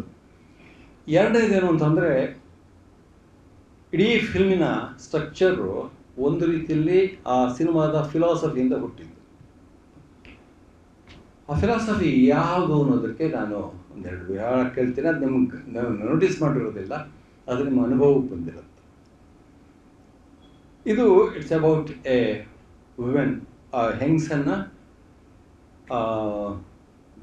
ಸಹಜವಾಗಿ ಅವಳ ಇದೇನಿರುತ್ತೆ, ಮಗುವನ್ನು ಪಡೆಯುವ ಹಕ್ಕಿರುತ್ತೆ ಅವಳಿಗೆ, ಅಥವಾ ಅವಳ ದೈಹಿಕ ಬಯಕೆ ಅಂತ ಅವಳು ದೈಹಿಕವಾಗಿ ಮಾಡಬಲ್ಲಂಥದ್ದು ಅಂದರೆ ಮಗುವನ್ನು ಮಾಡಬಹುದು. ಅಂದರೆ ಇದೆಯಲ್ಲ, ಸೃಷ್ಟಿಕ್ರಿಯೆಯನ್ನು ನಾವು ಸಂಭ್ರಮಿಸಿದ ಮತ್ತು ಅದನ್ನು ಆರಾಧನೆಯಿಂದ ನೋಡಿದಂಥ ಒಂದು ಸಂಸ್ಕೃತಿಯಲ್ಲಿ ಇದರಲ್ಲಿ ಇದೆ, ಯಾವುದು ಹಿಂದೂ ಸಂಸ್ಕೃತಿಯಲ್ಲಿ. ಅದನ್ನು ಎಲ್ಲಿ ನಾವು ನೋಡ್ತೀವಿ ಅಂತಂದರೆ, ಕುಂಡಲಿನಿ ಯೋಗ ಮಾತಾಡೋದೇ ಅದರ ಬಗ್ಗೆ ಅಲ್ವಾ. ತಾಂತ್ರಿಕ್ ಫಿಲಾಸಫಿಲೂ ಅದನ್ನೇ ಹೇಳ್ತಾ ಇರ್ತಾರೆ. ತಂತ್ರದಲ್ಲಿ ವೂಮ್ ಬಂತೆ ಅಂದರೆ ಭಾಳ ಸೇಕ್ರೆಡ್ ಅನ್ನೋದ್ರಲ್ಲಿ ಹೇಳ್ತಾರೆ. ಅದರದ್ದೆಲ್ಲ ನೀವು ಇದು ನೋಡ್ತಾ ಹೋದರೆ ಅವರೆಲ್ಲವೂ ಒಂದು ರೀತಿಯಲ್ಲಿ ಕೆಲವು ಎಲಿಮೆಂಟ್ಸ್ ಹೇಳ್ತಾ ಇರ್ತಾರೆ. ಯಂತ್ರ, ತಂತ್ರ, ಮಂತ್ರ ಅಂತ ಮಾತಾಡ್ತಾರೆ. 3 ಅವೆಲ್ಲದರಲ್ಲೂ ಸರ್ಕಲ್ ಭಾಳ ಮುಖ್ಯ ಆಗುತ್ತೆ, ಡಿಸೈನ್ ಆಸ್ಪೆಕ್ಟ್ ಮುಖ್ಯವಾಗುತ್ತೆ. ಅವ್ರು ಹೇಳ್ತಾರೆ ವೂಮ್ ಅಂತಂದ್ರೆ ಅದು ನಮಗೆ ಇದರಲ್ಲಿ ಯಾಕೋ ಬಂದಿದೆ, ಅದು ಓವಲ್ ಅಥವಾ ರೌಂಡಿಶ್ ಆಗಿರುತ್ತೆ. ಸೊ ಅದು ನನಗೆ ಒಂದು ಎಲಿಮೆಂಟು ಫಿಲ್ಮ್ ಮೇಕಿಂಗಲ್ಲಿ, ವಿನ್ಯಾಸದಲ್ಲಿ. ಈ ಥರ ಮಂತ್ರ ಅನ್ನೋದರ ಎಲಿಮೆಂಟು. ಸೊ ಮಂತ್ರವನ್ನು ಫಿಲ್ಮಲ್ಲಿ ಬಳಸ್ತಾ ಹೋಗಬೇಕು ಉದ್ದಕ್ಕೂ. ಸೊ ಕ್ಯಾಮ್ರಾ ಮೂಮೆಂಟು ಪುನಃ ವೃತ್ತಾಕಾರದಲ್ಲಿರುತ್ತೆ. ಇವೆಲ್ಲವೂ it's all decided by the central theme which is actually ತಾಂತ್ರಿಕ ಅಥವಾ ಕುಂಡಲಿನಿ ಯೋಗ. ಈ ತರಹದ ಒಂದು ಇದೆಯಲ್ಲ, ಇದು ರೇ ಅವರು ಬಳಸಲ್ಲ. ರೇ ಅವರಿಗೆ ಇಟ್ಸ್ ಆ್ಯಕ್ಚುಲಿ ಅದು ಅವರ ಇಡೀ ಡಿಸೈನು ಅದರ ಎಮೋಷನಲ್ ಕಂಟೆಂಟಿಂದ ಹುಡ್ತಾ ಹೋಗುತ್ತೆ. ದಟ್ಸ್ ವೈ ಅವರ ಫಿಲ್ಮನ್ನ ಅಪ್ರಿಷಿಯೇಟ್ ಮಾಡೋದು ಭಾಳ ಸುಲಭ. ಅದ್ರ ಜೊತೆಗೆ ಅಪ್ರಿಷಿಯೇಟ್ ಅನ್ನೋ ತಪ್ಪು ಶಬ್ದ, ಅದ್ರ ಜೊತೆಗೆ ಅಸೋಸಿಯೇಷನ್ ಇದು ಸೇರ್ಕೊಳ್ಳೋದು ಭಾಳ ಸುಲಭ ಆಗುತ್ತೆ. ಐಡೆಂಟಿಫೈ ಮಾಡ್ಕೊಳ್ಳೋದು ಭಾಳ ಸುಲಭ ಆಗುತ್ತೆ. ಅಡೂರು ಇನ್ನೂ ಕಷ್ಟ, ಯಾಕಂದರೆ ಅವ್ರು ಇನ್ನೂ ಎಕ್ಸ್ಟ್ರೀಮಿಗೆ ಹೋಗ್ತಾರೆ, ತುಂಬಾ ಸ್ಟೈಲೈಸ್ ಮಾಡ್ಕೊಳ್ತಾರೆ. ಸೊ ನಾನು ಈಗ ಎರಡರ ನಡುವೆ ಇಲ್ಲಿ ಇದರಲ್ಲಿ ನಾನು ರೇಗಿಂಥದ್ದಿಲ್ಲ. ಇದು ನಾನೇ ಹೇಳ್ಕೋಬಾರ್ದು, ನೋಡಿದವ್ರು ಹೇಳಬೇಕು. ಬಟ್ ನಾನು ಕಟ್ಟುವಾಗ ಆ ಗುಣ ಅಲ್ಲ, ಇನ್ನೊಂದು ಗುಣದಿಂದ ಹುಟ್ಟಬೇಕು ಅಂತ ಕಟ್ತಾ ಇರ್ತೀನಿ. ಅದಕ್ಕೆ ಹೇಳಿದ್ದು ಡಿಸೈನ್ ಎಲಿಮೆಂಟು ಮತ್ತು ಇದು ಫಿಲ್ಮ್ ಗ್ರಾಮರಿಗೆ ಸಂಬಂಧಪಟ್ಟಿದ್ದು. ಅನುಭವಕ್ಕೆ ಇದಕ್ಕೂ ಸಂಬಂಧ ಇಲ್ಲ. ಅನುಭವ ನಿಮಗೆ ಇಷ್ಟೆಲ್ಲ ಹೇಳ್ಬಿಟ್ಟು ಎಲ್ಲ ಅಲ್ಲಿದೆ ನೋಡಿ ಅಂತಲ್ಲ, ಅದು ಅನುಭವದಿಂದ ನಿಮಗೆ ಆಚಾರ ಇದು ಗ್ರಹಿಕೆ ಹೆಚ್ಚಬೇಕು. ಇವರವ್ರದ್ದು ಇನ್ನೊಂದು ಕತೆ ಇದೆ ಸರ್. ಒಂದು ತಂದೆ ತೋಟನ ತುಂಬಾ ಇಷ್ಟಪಟ್ಟು ತೋಟ ಮಾಡ್ತಿರ್ತಾನೆ, ವಿಧವೆ ಮಗಳಿರ್ತಾಳೆ, ಹೌದು, ಅವಳನ್ನ ಕಾಯ್ತಾ ಇರ್ತಾನೆ. ಇಲ್ಲೂ ಅಷ್ಟೇ, ಇವರು ಆಲ್ಮೋಸ್ಟ್ ಅವನತಿ ಆಗ್ತಾ ಇರುವಂತಹ ವೇದಿಕೆ ಪಾಠಶಾಲೆಗೆ ಉಳಿಸ್ಕೊಳಕ್ ಒದ್ದಾಡ್ತಿರ್ತಾರೆ, ಆದ್ರೆ ಮಗಳು ಬರ್ಡಾಗ್ತಾ ಇರ್ತಾಳೆ. ಸೊ ಇದೆರಡನ್ನೂ ಇಟ್ಟು ನೋಡುವಾಗ ಪೈ ಸರ್ ನಿಮ್ಗೊಂದು ಕ್ವಶನ್ ಕೇಳಿದ್ರು, ಅದೇ ನಿಮ್ಗೆ ಅವಶೇಷಗಳ ಬಗ್ಗೆ ಯಾಕಷ್ಟು ಪ್ರೀತಿ ಅಂತ. ಮೊದಲನೇ ಚಿತ್ರದಿಂದ ಹಿಡಿದು ನಿಮ್ಮ ಎಲ್ಲ ಚಿತ್ರಗಳಲ್ಲೂ ಅವಶೇಷಗಳು ಅದು ಒಂದು ಹಿನ್ನೆಲೆನೋ ಅಥವಾ ವೇದಿಕೆನೋ ಅಥವಾ ಗೊತ್ತಿಲ್ಲ, ಫ್ರೇಮ್ ಆಗ್ತದೆ, ಅದು ಕತೆ ಅದರೊಳಗಡೆ ನಡೀತಾ ಹೋಗ್ತದೆ. ಏನು ಕಾರಣ ಇರ್ಬೋದು ಸರ್? ಎಲ್ಲದರಲ್ಲೂ ಆಗ್ತದೆ ಅಂತ ನಾನಂತೂ ನಂಬಿಲ್ಲ. ಆದರೆ ಏನಂತಾರೆ, ವ್ಯಾಲ್ಯೂಸ್ ಮತ್ತು ಐಡಿಯಾಲಜಿ ಅವು ನಶಿಸ್ತಾ ಇದೆ ಅನ್ನೋದು ನನ್ನ ಇದ್ರ ಕಡೆಯೂ ಎಲ್ಲ ಕಥೆಗಳಲ್ಲೂ ಬರುತ್ತೆ. ಅದು ಬೇರೆ ಬೇರೆ ಕಾರಣಗಳಿಂದ ಅದು ನನ್ನ ಇವ್ಯಾವುದೂ ಇಲ್ಲಿರುವಂಥ ಮನೆ ಮತ್ತು ಕ್ರೌರ್ಯದಿಂದ ಹೆಚ್ಚು ವ್ಯಾಖ್ಯಾನಕ್ಕೆ ಒಳಗಾಗ್ತಾ ಹೋಗುತ್ತೆ. ಯಾಕಂದರೆ ಅದು ಮನುಷ್ಯನಲ್ಲಿರುವಂಥ, ಅದು ನಮ್ಮ ಸಮಾಜದಲ್ಲಿ ಭಾಳ ಬರಡಾಗ್ತಾ ಇರೋದನ್ನು ಅದು ಹೇಳ್ತಾ ಹೋಗುತ್ತೆ. ಭಾವನೆಗಳ ಬರಡು ಅಂತಂದ್ರೆ ನಾವು ಐಶ್ವರ್ಯ ಮತ್ತು ದುಡ್ಡಿನ ಇದರಲ್ಲಿ ಜಾಸ್ತಿ ಇದಾಗ್ತಿದ್ವಿ, ಬಟ್ ಭಾವನೆಗಳಲ್ಲಿ ಬರಡಾಗ್ತಾ ಇದ್ವಿ, ಸಂಬಂಧಗಳಲ್ಲಿ ಬರಡಾಗ್ತಾ ಇದ್ವಿ. ಇದು ನನಗೆ ಒಂಥರ ಭಾಳ ನೋವಿನ ಇದಾಗಿ ಏನಾಗ್ತಾ ಹೋಗುತ್ತೆ. ಅದನ್ನು ನಾನು ಎಲ್ಲ ಫಿಲ್ಮ್ಗಳಲ್ಲೂ ಹೈಲೈಟ್ ಮಾಡ್ತಾ ಹೋಗ್ತೇನೆ. ಮತ್ತು ಇನ್ನೊಂದು ಅಂತಂದರೆ, ನಿಮ್ಮ ಚಿತ್ರಗಳಲ್ಲಿ ದೃಶ್ಯದಷ್ಟೇ ಶಬ್ದ ಕೂಡ ಇಂಪಾರ್ಟೆಂಟ್ ಅಂತ. ಅಂದರೆ ಪ್ರತಿಯೊಂದು ಮಾತಿಗೂ ಒಂದು ವಲಯ, ಶಬ್ದಕ್ಕೊಂದು ವಲಯ ಇರುತ್ತೆ ಅಂತಾರಲ್ಲ. ಅಂದರೆ ಇಲ್ಲಿ ಉದಾಹರಣೆಗೆ ನೀವೇ ಹೇಳಿದಾಗ ಗಾಯತ್ರಿ ಮಂತ್ರ ನಾನು ಅದನ್ನ ಸೇರಿಸ್ದೆ ಅಂತ ಹೇಳಿದ್ದೀರಿ ನೀವು. ಆಮೇಲೆ ಅವರು ದೇವಸ್ಥಾನ ಪಕ್ಕ ಮನೆ ಇದೆ ಅಂತ ತೋರ್ಸೋಕ್ಕೆ ಜಾಕ್ಟ ಶಬ್ದ ಅವರಿಬ್ರು ಕೂತಿರುವಾಗ ಅದು ಕೇಳಿಸುತ್ತೆ. ಮತ್ತು ಇಲ್ಲಿನ ಟಿಟ್ಟಿಬ ಹಕ್ಕಿ ಸೌಂಡ್ನ ಸಪ್ರೇಟಾಗಿ ಹೋಗಿ ಇದು ಮಾಡಿಕೊಂಡು ರೆಕಾರ್ಡ್ ಮಾಡ್ಕೊಂಡು ಬಂದರು ಅಂತ ನೀವು ಒಂದು ಮಾತು ಈ ಪುಸ್ತಕದಲ್ಲಿ. ಇದ್ರ ಬಗ್ಗೆ ನಾನು ಹೇಳಬೇಕು, ಇದು ಒಂದು ಟೆಕ್ಸ್ಟ್ ಬುಕ್ ಅಷ್ಟು ಚೆನ್ನಾಗಿರುವಂಥದ್ದು. ನಾನು ಇದನ್ನ ಹೆಂಗೆ ಓದಿದ್ದೀನಿ ಅಂದರೆ, ಸರ್ದು ಪ್ರತಿಯೊಂದು ಸಿನಿಮಾ ನೋಡಿ ಆಮೇಲೆ ಅದ್ರ ಬಗ್ಗೆ ಬರಹ ಓದಿದ್ದೀನಿ, ಅರ್ಥ ಮಾಡ್ಕೊಳ್ಳೋಕ್ಕೆ ಪ್ರಯತ್ನ ಪಟ್ಟಿದ್ದೀನಿ. ನೀವು ಅದರಲ್ಲಿ ಹೇಳ್ತೀರಿ ಅಂದರೆ ಇದೆಲ್ಲ ಒಂದು ಪರಿಸರನ ಕಟ್ಕೊಡುತ್ತೆ, ಮಲೆನಾಡಿನ ಪರಿಸರನ. ಈಗ ತಾಂತ್ರಿಕವಾಗಿ ಇದು ಲ್ಯಾಬ್ನಲ್ಲಿ ಸೃಷ್ಟಿಯಾಗುತ್ತೆ, ಅದು ಲೈಬ್ರರಿಯಿಂದ ತಗೋತಿರುವಾಗ ಅದರ ಒರಿಜಿನಾಲಿಟಿ ಅಥವಾ ಪ್ರಾದೇಶಿಕತೆ ಕಮ್ಮಿ ಆಗ್ತಾ ಹೋಗುತ್ತೆ ಅಂತ ಹೇಳ್ತೀರಿ ನೀವು. ಸೊ ಅದನ್ನು ಒಂದು ಸ್ವಲ್ಪ ಎಲಾಬ್ರೇಟ್ ಮಾಡ್ಬೋದು. ಸಾಮಾನ್ಯವಾಗಿ ಶಬ್ದ ಅಂತ ತಕ್ಷಣ ನಾವೇನು ಮಾತಾಡ್ತೀವಿ ಸಿನಿಮಾದಲ್ಲಿ, ಸಂಭಾಷಣೆ ಮತ್ತು ಸಂಗೀತ ಎರಡೇ ಶಬ್ದ ಅಂತ ಅಲ್ಲ. ಶಬ್ದ ಘಟಕಗಳು ಅಂತೀವಲ್ಲ, ಸೌಂಡ್ ಎಫೆಕ್ಟ್ಸು ಸಂಭಾಷಣೆಗಿಂತ ಹೆಚ್ಚು ಪರಿಣಾಮವನ್ನು ಬೀರ್ತಾ ಇರುತ್ತೆ. ನಾವು FTನಲ್ಲಿ ಓದ್ತಾ ಇರುವಾಗ ಒಂದು ಇದನ್ನು ಮಾಡಿಸ್ತಾ ಇದ್ರು, ಒಂದು ಸಿನಿಮಾ ತೋರಿಸೋದು, ಅದರ ಕಿರುಚಿತ್ರ ಇಂಪ್ಯಾಕ್ಟ್ ಭಾಳ ಇಂಪ್ಯಾಕ್ಟ್ ಮಾಡ್ತಾ. ಈಗ ಇನ್ನೊಂದ್ಸಲ ತೋರಿಸ್ತೀನಿ, ಇದು ಈಗ ಎಷ್ಟು ಇಂಪ್ಯಾಕ್ಟ್ ಮಾಡುತ್ತೆ ಅಂತೇಳಿ ಸೌಂಡ್ ಆಫ್ ಮಾಡಿಬಿಟ್ಟು ತೋರಿಸೋರು. ಅದು ಏನೋ ಸರ್ ಅದಷ್ಟು ಎಫೆಕ್ಟಿವ್ ಅನಿಸಿತ್ತು, ಇದು ಅನಿಸ್ತಾ ಇಲ್ಲ ಅಂತ. ಯಾಕೆ ಅನ್ನಿಸ್ತಾ ಇಲ್ಲ ಅಂತಂದರೆ, ಅನುಭವ ಸೌಂಡಿಂದ ಹುಟ್ಟುತ್ತಾ ಇದೆ, ವಿಜುವಲ್ನಿಂದಲ್ಲ. ಸೊ ಅದರಿಂದ ಸೌಂಡಿನ ರೋಲ್ ಏನು ಅನ್ನೋದನ್ನು ನಾವು ಮನದಟ್ಟು ಮಾಡಿಕೊಡ್ತಾ ಇದ್ವಿ. ನೀವು 70s ಕನ್ನಡ ಸಿನಿಮಾ ನೋಡಿದರೆ ಅದರಲ್ಲಿ ಶಬ್ದ ಪಟ್ಟಿಯಲ್ಲಿ ಶಬ್ದಗಳು ಕಮ್ಮಿ ಇರ್ತಿತ್ತು. ನಾವು ಶಬ್ದ ಘಟಕ ಅಂತ ಹೇಳ್ತೀವಲ್ಲ, ಸೌಂಡ್ ಎಫೆಕ್ಟ್ಸ್ ಅಂದರೆ 2 ಥರದ ಸೌಂಡ್ ಎಫೆಕ್ಟ್ಸ್ ಹೇಳ್ತೀವಿ. ಒಂದು ಸಿಂಕ್ರೋನಸ್ ಸೌಂಡ್ ಅಂತ, ಒಂದು ಅಸಿಂಕ್ರೋನಸ್ ಸೌಂಡ್ ಅಂತ. ಈಗ ನಾನು ಲೋಟ ಹಿಂಗಿಟ್ರೆ ಇದು ಸಿಂಕ್ರೋನಸ್ ಸೌಂಡ್. ಏನು ನಾನು ಇಟ್ಟರೆ ಅದನ್ನು ಶಬ್ದ ಮಾಡೇ ಮಾಡುತ್ತೆ. ನಾನು ಇಲ್ಲಿ ಏನೋ ಪಾತ್ರೆ ಹೆಚ್ಚಾಕಿದರೆ ಅಥವಾ ಏನೋ ಇದು ಮಾಡಿದರೆ ಫೋನ್ ಬಂದರೆ ಅದು ಸೌಂಡ್ ಮಾಡೇ ಮಾಡೋದು. ಇವೆಲ್ಲ ಸಿಂಕ್ರೋನಸ್ ಸೌಂಡ್ ಆಗುತ್ತೆ. ಅಸಿಂಕ್ರೋನಸ್ ಸೌಂಡ್ ಅಂತ ಅದು ಇಲ್ಲಿಂದ ಹುಟ್ಟಲ್ಲ, ಫ್ರೇಮ್ ಒಳಗಿಂದ ಹುಟ್ಟಲ್ಲ, ಬಟ್ ಅಲ್ಲಿ ಬಸ್ ಹೋಗ್ತಿರುತ್ತೆ, ಅದು ನಮ್ಗೆ ಕೇಳ್ತಾ ಇರುತ್ತೆ. ಅಲ್ಲೆಲ್ಲ ಕಾಗೆ ಕೂಗ್ತಿರೋದು ಅದು ಕೇಳ್ತಾ ಇರುತ್ತೆ. 70s ವರೆಗೆ ಅಸಿಂಕ್ರೋನಸ್ ಸೌಂಡ್ ಕನ್ನಡ ಸಿನಿಮಾಗಳಲ್ಲಿ ಇರ್ತಿರ್ಲಿಲ್ಲ. ಯಾಕೆಂತಂದರೆ ಅದು ಪರಿಣಾಮವನ್ನು ಹೆಚ್ಚಿಸಬಲ್ಲಂತಹ ಸಾಮರ್ಥ್ಯ ಆ ಘಟಕಗಳಿಗೆ ಇದೆ ಅಂತ ತುಂಬ ಜನ ಬೇಡ. ಜಾಗತಿಕ ಸಿನಿಮಾದಲ್ಲಿ ಇರ್ತದೆ. ಅವು ಈ ನಟರು ಮಾತಾಡ್ತಾರಲ್ಲ ಸಂಭಾಷಣೆ, ಅದರಷ್ಟೇ ಅಥವಾ ಅದಕ್ಕಿಂತ ಹೆಚ್ಚು ಪರಿಣಾಮ ಅದು ಮಾಡುತ್ತೆ. ಅದು ನಾವು ಗಮನಿಸಿರಲಿಲ್ಲ. ಸೊ ಅದು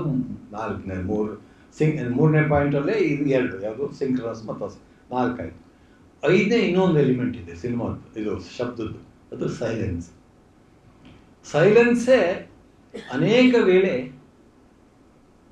ಎಫೆಕ್ಟನ್ನು ಜಾಸ್ತಿ ಮಾಡುತ್ತೆ, ಎಮೋಷನ್ ಇಂಪ್ಯಾಕ್ಟನ್ನು ಜಾಸ್ತಿ ಮಾಡುತ್ತೆ. ಅನೇಕ ವೇಳೆ ಅದು ನಿಮಗೆ ಇಂಟ್ರೋಸ್ಪೆಕ್ಷನಿಗೆ ಅವಕಾಶ ಮಾಡಿಕೊಡುತ್ತೆ. ಅಲ್ಲಿ ನೋಡ್ತಾ ಇರೋದನ್ನು ನಾವು ಅನುಮಾನಿಸ್ತಾ ನೋಡ್ತಾ ಇರ್ತೀವಿ. ಅದು ಅಬ್ಬರ ಹಾಕಿದಾಗ ಏನಾಗುತ್ತೆ, ನೀವು ಅದನ್ನು ಪ್ರಶ್ನೆ ಮಾಡೋದಿಲ್ಲ, ಸುಮ್ಮನೆ ಅದನ್ನು ಪರ್ಸೀವ್ ಮಾಡ್ತಾ ಇರ್ತೀರ. ಆ ಸ್ಪೇಸ್ ಕೊಟ್ಟಾಗ ಏನಾಗುತ್ತೆ ಅಂತ ನೀವು ಆ ಕಥೆಯನ್ನು ತೋರಿಸಿರೋ ವಿವರವನ್ನು ಇಂಟರ್ನಲೈಸ್ ಮಾಡ್ಕೋತಾನೆ ಅದನ್ನು ಪ್ರಶ್ನೆ ಮಾಡ್ತಾ ಇರ್ತೀವಿ. ಆ ಕ್ವಾಲಿಟಿ ಸಿನಿಮಾ ಕೊಡ್ತಾ ಹೋಗುತ್ತೆ. ಅದಕ್ಕೆ ಸೈಲೆನ್ಸ್ ಈಸ್ ವೆರಿ ಇಂಪಾರ್ಟೆಂಟ್ ಅಂತ ಹೇಳ್ತಾ ಹೋಗ್ಬೋದು. ಈ 5 ಎಲಿಮೆಂಟ್ ಇದೆಯಲ್ಲ, ಇದು ಬಹಳ ಮುಖ್ಯ ಸಿನಿಮಾದಲ್ಲಿ. ನಾವೇನು ಮಾಡ್ತೀವಿ, ಸಂಭಾಷಣೆ ಬಿಟ್ಟ ತಕ್ಷಣ ಉಳಿದ ಶಬ್ದದಲ್ಲಿ ಬರೀ ಸಂಗೀತ. ಈ 70ಸ್ಗಿಂತ ಮುಂಚಿನ ಸಿನಿಮಾ ನೋಡಿ, ಟೈಟಲ್ ಮ್ಯೂಸಿಕ್ಕಿಂದ ಶುರು ಆದಮೇಲೆ ಎಂಡ್ ಟೈಟ್ಲವರೆಗೂ ಮ್ಯೂಸಿಕ್ ಇರುತ್ತೆ. ಬೇಕಾಗಲಿ ಬೇಡದೇ ಇರಲಿ ಮ್ಯೂಸಿಕ್ ಬರ್ತಾನೆ ಇರುತ್ತೆ ಬ್ಯಾಕ್ಗ್ರೌಂಡಲ್ಲಿ. ಶಬ್ದ ಇಲ್ಲದೆ ಇದ್ದರೆ ನೋಡೋದಕ್ಕೆ ಸ್ವಲ್ಪ ಕಷ್ಟವಾಗುತ್ತೆ ಅಂತ ಗೊತ್ತು, ಹಾಗಾಗಿ ಅದನ್ನು ಕೊಡ್ತಾರೆ. ಆದರೆ ಶಬ್ದ ಇಲ್ಲದೆ ಬೇರೆ ಥರದಲ್ಲಿ ಶಬ್ದಗಳನ್ನು ಬಳಸ್ಬೋದು ಅಂತ ಅವ್ರು ನೋಡಿರೋದು. ಸೈಲೆನ್ಸ್ ತಡ್ಕೊಳ್ಳಾರ್ದೆ ಮಾತಾಡ್ತೀವಲ್ಲ. ಸೊ ಅದರಿಂದ ನಾವು ತಡೆಯಲಿಕ್ಕಾಗದಂತಹ ಒಂದು ಅನುಭವವನ್ನು ಕೂಡ ಸೃಷ್ಟಿ ಮಾಡಬೇಕಾದ್ರೆ ಇದೆಲ್ಲ ಯೋಚನೆ ಮಾಡಬೇಕಾಗುತ್ತೆ.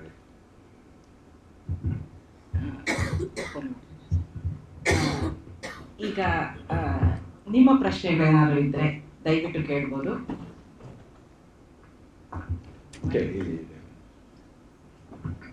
ಮೈಕ್ ಬರುತ್ತೆ. Thank you very much for organizing this. It has been a wonderful evening. Sir, ನಿಮಗೆ ನಾನು ಒಂದು ಬ್ರೆಜಿಲಿಯನ್ ಮೂವಿ ನೋಡಿದ್ದೆ, black devil white god, white devil black. ಅದರಲ್ಲಿ ಶಬ್ದ ಅಷ್ಟೇ ಇದೆ. It's silence movie in terms of words. I just got a very long movie, 3 or 4 hours I think. Adradu ontara, I just got a recollection of that watching this movie. Sometimes you are keeping it wet, especially Nani parts alli jaasti. Yakandre chikka huduga, he may not have words to express his emotions. Adu ನನಗೆ ತುಂಬಾ ಇಷ್ಟ ಆಯಿತು. ಮತ್ತೆ ಒಂದು ಬುಕ್ಕಲ್ಲಿ ಇದೆಯೋ ಅಥವಾ ನೀವು ಮೂವಿಯಲ್ಲಿ ಅದನ್ನು ಹಾಕಿದ್ರು ನಂಗೆ ಗೊತ್ತಿಲ್ಲ.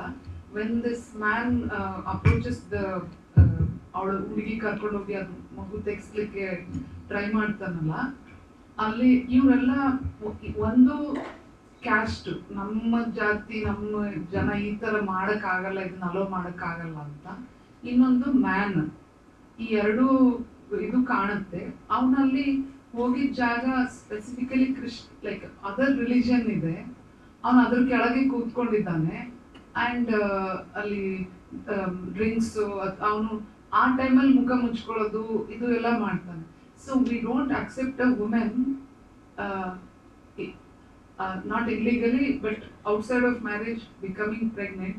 At the same time we are willing to take the help of other religion or anything. Sorry English. ಯಾವುದೇ ನಾವು ನಮ್ಗಿಂತ ಕೀಳು ಅಥವಾ ರಾಂಗು ಅಂತ ನಾವು ನೋಡ್ತೀವೋ ಅಲ್ಲಿಗೂ ಹೋಗೋಕ್ಕೆ ನಾವು ರೆಡಿ ಆಗ್ತೀವಿ. ಇದೆಲ್ಲ ಯಾಕೆ ಅಂದ್ರೆ ನಾವು ಧರ್ಮನ ಉಳಿಸ್ಕೊಳ್ಳೋಕ್ಕೋ ಅಥವಾ ನಮ್ಮ ಕಲ್ಚರ್ನ ಉಳಿಸ್ಕೊಳ್ಳೋಕ್ಕೋಸ್ಕರ. ಇಟ್ಸ್ ಅ ಪ್ಯಾರಾಡಾಕ್ಸಿಕಲ್ ಇದು ಅನಿಸ್ತು. ಅದು ಬುಕ್ಕಲ್ಲಿ ಇತ್ತ ಅಥವಾ ನೀವು ಅದನ್ನ ಇಂಪ್ರೂವೈಸ್ ಮಾಡಿದ್ರಾ ಸರ್? ಇಲ್ಲ, ಕಥೆಯಲ್ಲಿ ಇದೆ, ಮೂಲ ಕಥೆಯಲ್ಲಿ ಪ್ಯಾರಡಾಕ್ಸಿಕಲ್ ಇದು ಇನ್ನೂ ಜಾಸ್ತಿ ಇದೆ. ಅದು ಪ್ಯಾರಡಾಕ್ಸಿಕಲ್ ಅಂತ ಅವ್ರು ಹೇಳ್ತಾರೆ ಗೊತ್ತಲ್ಲ, ಬಟ್ ನಾನು ಅದು ಸ್ವಲ್ಪ ಜಾಸ್ತಿ ಪ್ಲೇ ಮಾಡಿದೆ. ಯಾಕಂತಂದ್ರೆ ಇಲ್ಲಿ ಯಾರು ಅಬಾರ್ಷನ್ ಮಾಡಿಸ್ತಾರೋ ಅವಳೊಂದು ಮಗು ತೂಗ್ತಾ ಇರ್ತಾಳೆ, ಲಾಲಿ ಹಾಡ್ತಿದ್ದವಳು ಬಂದು ಅಬಾರ್ಷನ್ ಮಾಡಿಸ್ತಾಳೆ. ಇನ್ನೊಂದು ಇದು ದೊಡ್ಡ ನೀವು ಪಾಯಿಂಟ್ ಔಟ್ ಮಾಡಿ ಚೆನ್ನಾಗಿದೆ, ಅದು ಇಟ್ಸ್ ವೆರಿ ಇಂಟ್ರೆಸ್ಟಿಂಗ್. ಇದು ನಾನು ತುಂಬ ಕಡೆ ಏನೋ European countries they took objection to that particular scene. ಯಾಕಂತಂದರೆ ನಮ್ಮ ಕ್ರಿಶ್ಚಿಯಾನಿಟಿಯಲ್ಲಿ ಇದಿಲ್ಲ, ಅಬಾರ್ಷನ್ ಮಾಡೋ ಹಾಗಿಲ್ಲ, ಅದನ್ನೇ ಯಾಕೆ ತೋರಿಸಿದ್ರು. ನಾನು ಹೇಳಿದೆ that's A small socio political issue, ನೀವು ಅರ್ಥ ಮಾಡ್ಕೋಬೇಕು. ಇವರೆಲ್ಲರೂ converted Christians, and converted Christians ಎಲ್ಲರೂ ದೇ ಬಿಲಾಂಗ್ ಟು ಇದು marginalise section of the society. ಅಲ್ಲಿ ಏನಾಗುತ್ತೆ, ಯಾರನ್ನು ನೀವು ಒಪ್ಕೊಳ್ತಿರೋಲ್ವೋ ಅಂಥವ್ರ ಹತ್ರ ನೀವು ಪಾಯಿಂಟ್ ಔಟ್ ಮಾಡಿರಲ್ಲ, ಹಾಗೆ ಅಂಥವ್ರ ಹತ್ರ ಗರ್ಭ ತೆಗ್ಸಕ್ಕೆ ಹೋಗ್ಬೇಕಾಗತ್ತೆ. ಇದು ಈ ಸೋಷಿಯಲ್ ಸ್ಟ್ರಕ್ಚರು, ಈ ಹೈರಾರ್ಕಿಕಲ್ ಸ್ಟ್ರಕ್ಚರ್ ಅರ್ಥ ಆಗದೆ ಇದ್ದರೆ ಈ ಎಲಿಮೆಂಟ್ ಅರ್ಥ ಆಗಲ್ಲ. ಅವರು ಅದು ಬರೀ ಕಾಸ್ಟ್ ಅಂತಿರೋ ಕಮ್ಯುನಿಟಿ ಇದಾಗಿ ಮಾತ್ರ ನೋಡಿದ್ರು, ಕ್ರಿಶ್ಚಿಯನ್ ಕಮ್ಯುನಿಟಿನೇ ಯಾಕೆ ತೋರಿಸಿದ್ರು ಅಲ್ಲ. ಅದರೊಳಗೆ ಇದರ ಹಿಂಗಡೆ ದೊಡ್ಡ ಬೇರೆ ಕಥೆನೇ ಇದೆ, ಅದು ಸಬ್ ಟೆಕ್ಸ್ಟ್. ಅದು ಈ ಕನ್ವರ್ಟೆಡ್ ಕ್ರಿಶ್ಚಿಯನ್ಸ್ ಯಾರು, ಅವರು ಯಾಕೆ ಕನ್ವರ್ಟ್ ಆದರು, ಅವರ ಇದೇನಾಗುತ್ತೆ ಅದು ಬೇರೆ. ಅದು ನಮಗೆ ನಮ್ಮ ದೇಶದಲ್ಲಿ ಅದನ್ನ ಎಕ್ಸ್ಪ್ಲೇನ್ ಮಾಡೋ ಅಗತ್ಯ ಇಲ್ಲ, ಯಾಕಂದರೆ ಎಲ್ರಿಗೂ ಅರ್ಥ ಆಗ್ಬಿಡುತ್ತೆ. ಹಾಗಾಗಿ ಆ ಪ್ಯಾರಡಾಕ್ಸಿಕಲ್ ಇದು ನಾನು ಸ್ವಲ್ಪ ಜಾಸ್ತಿ ಚೂಸ್ ಎಲಿವೇಟ್ ಮಾಡಿದ್ದೀನಿ. 2-3 ಕಡೆ ನೀವು ನೋಡಿರ್ಬೋದು, ಬೇರೆ ಬೇರೆ ಇರ್ತದಲ್ಲ, ಕ್ರಾಸ್ ಕ್ರಿಶ್ಚಿಯನ್ ಕ್ರಾಸ್ ಥರ ಅವಳು ಎಲ್ಲಿ ಅಬಾರ್ಷನ್ ಮಾಡಿಸ್ತಿರ್ತಾಳೋ ಅಲ್ಲಿ ಇದ್ದಿದ್ದು, ಅದನ್ನು ಕ್ರಾಸ್ ಅಂತ ಬೇಕಾದ್ರೂ ಓದ್ಬೋದು, ಅಥವಾ ಒಂದು ಕ್ರೂಸಿಫಿಕೇಶನ್ ಇದಾಗಿದ್ದು ನೋಡ್ಬೋದು, ಅಥವಾ ಒಂದು ಬಟ್ಟೆ ಇದಾಕಕ್ಕೆ ಇಟ್ಟಿದ್ದು ಅಂತ ಹೇಳಿ ತಿಳ್ಕೊಬೋದು. ಅದಕ್ಕೆ ನಾನು ಹೇಳಿದ್ದು ವಿಷುವಲ್ ಗ್ರಾಮರಲ್ಲಿ ಈ ಥರದ ಪೊಲಿಟಿಕಲ್ ಇದು ಬರ್ತಾ ಹೋಗುತ್ತೆ. ಅದಕ್ಕೆ deciphering and image is very important in understanding a film, in analysing a film. ಹಾಗೆ ಆ ಎಂಡ್ ಆಫ್ ದ ಇದು ಹೀಗೆ ಕ್ಯಾಮ್ರಾ ಹಿಂದಕ್ಕೆ ಬಂದಾಗ ನಾನು ಹಿಂಗೆ ಮಲಗಿರ್ತಾನೆ, ಅವ್ನು ಹೇಗೆ ಮಲಗಿರ್ತಾನೆ ಅಂದರೆ ಒಂದು ಗರ್ಭಕೋಶದಲ್ಲಿರೋ ಮಗು ಥರ ಮಲ್ಕೊಂಡಿರ್ತಾನೆ. ಅಲ್ಲೇ ಒಂದು ಐರಾಣಿ ಇದೆ ನೋಡಿ, ನೀವು ಗರ್ಭ ತೆಗೆಸ್ತಾ ಇದ್ದೀರಾ, ಇಲ್ಲಿ ಹುಡುಗ ಇದಾಗಿದ್ದಾನೆ. ಯಾವ ಕಮ್ಯುನಿಟಿಯವರು ಗರ್ಭವನ್ನು ಶ್ರೇಷ್ಠ ಪೂಜ್ಯ ಅಂತ ಹೇಳ್ತಾರೋ ಅವ್ರು ಇದನ್ನು ಒಪ್ಪಲ್ಲ. ಯಾವುದನ್ನು ಸರ್ ಅಲ್ಲೆಲ್ಲ ಇದೆ, ಯಾವ ಬಿಗಿನಿಂಗಲ್ಲೇ ಶುರು ಆಗುತ್ತದು. ದೇರ್ ಆರ್ 4 ಥರದ ವಿವಾಹಗಳಿವೆ. ಗಾಂಧರ್ವ ವಿವಾಹವು ಒಂದು, ಯಾರೋ ಶಕುಂತಲಾ ದುಷ್ಯಂತ ಮದುವೆ ಅದನ್ನು ಒಪ್ಕೊಳ್ಳೋದು, ಇಲ್ಲಿ ಯಾಕೆ ಮದುವೆ ಒಪ್ಕೊಳ್ಳೋದು, ಇಲ್ಲಿ ಒಪ್ಕೊಳ್ಳೋದು. ಅಂದರೆ ನಮ್ಮಲ್ಲಿ ನಂಬಿಕೆ ಬೇರೆ, ಆಚರಣೆ ಬೇರೆ, ಇದೇ ಬೇರೆ, ಸೋಷಿಯಲ್ ಸ್ಟ್ರಕ್ಚರೇ ಬೇರೆ. ಈ ಥರದ್ದೆಲ್ಲ ವಿಡಂಬನೆಗಳಿದೆ. ವಿಡಂಬನೆಗಳು ಅಂತ ಹೇಳಲ್ಲ ನಾನದು, ಅದೇನಂತಾರೆ ನೀವು ಇದನ್ನು ಹೇಳ್ತಾರೆ ಕಾಂಟ್ರಡಿಕ್ಷನ್ಸ್. ಅದು ಫಿಲ್ಮಲ್ಲಿ ಉದ್ದಕ್ಕೂ ಇದೆ. ನನಗೆ ಹೆಚ್ಚು ಕ್ವಶನ್ಸ್ ಇದೆ, ಬಟ್ ಬೇರೆಯವರು ಆದ್ಮೇಲೆ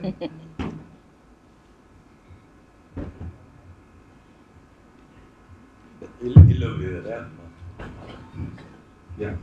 So thank you so much for the film. Sir,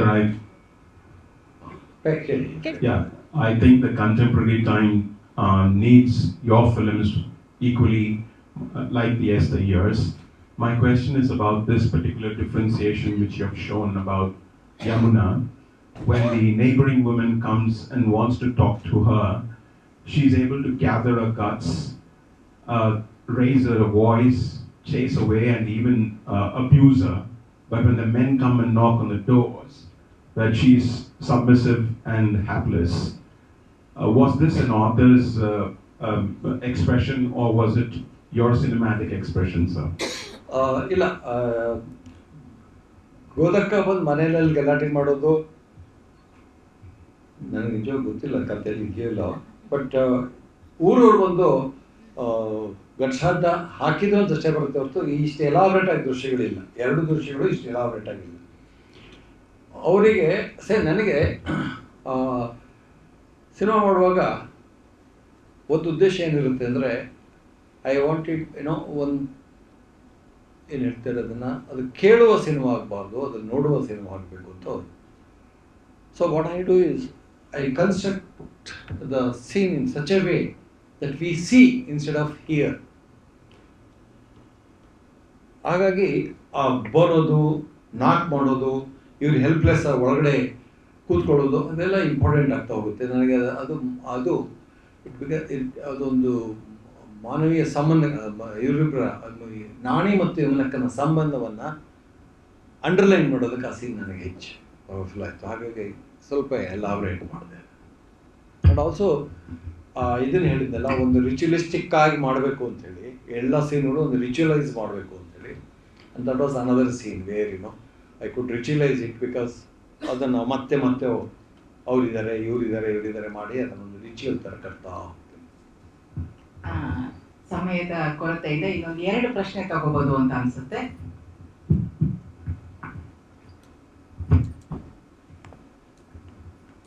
hello, thank you very much for film. ನಾನು ಇದನ್ನ ಫಸ್ಟ್ ಟೈಮ್ ನೋಡ್ತಿರೋದು.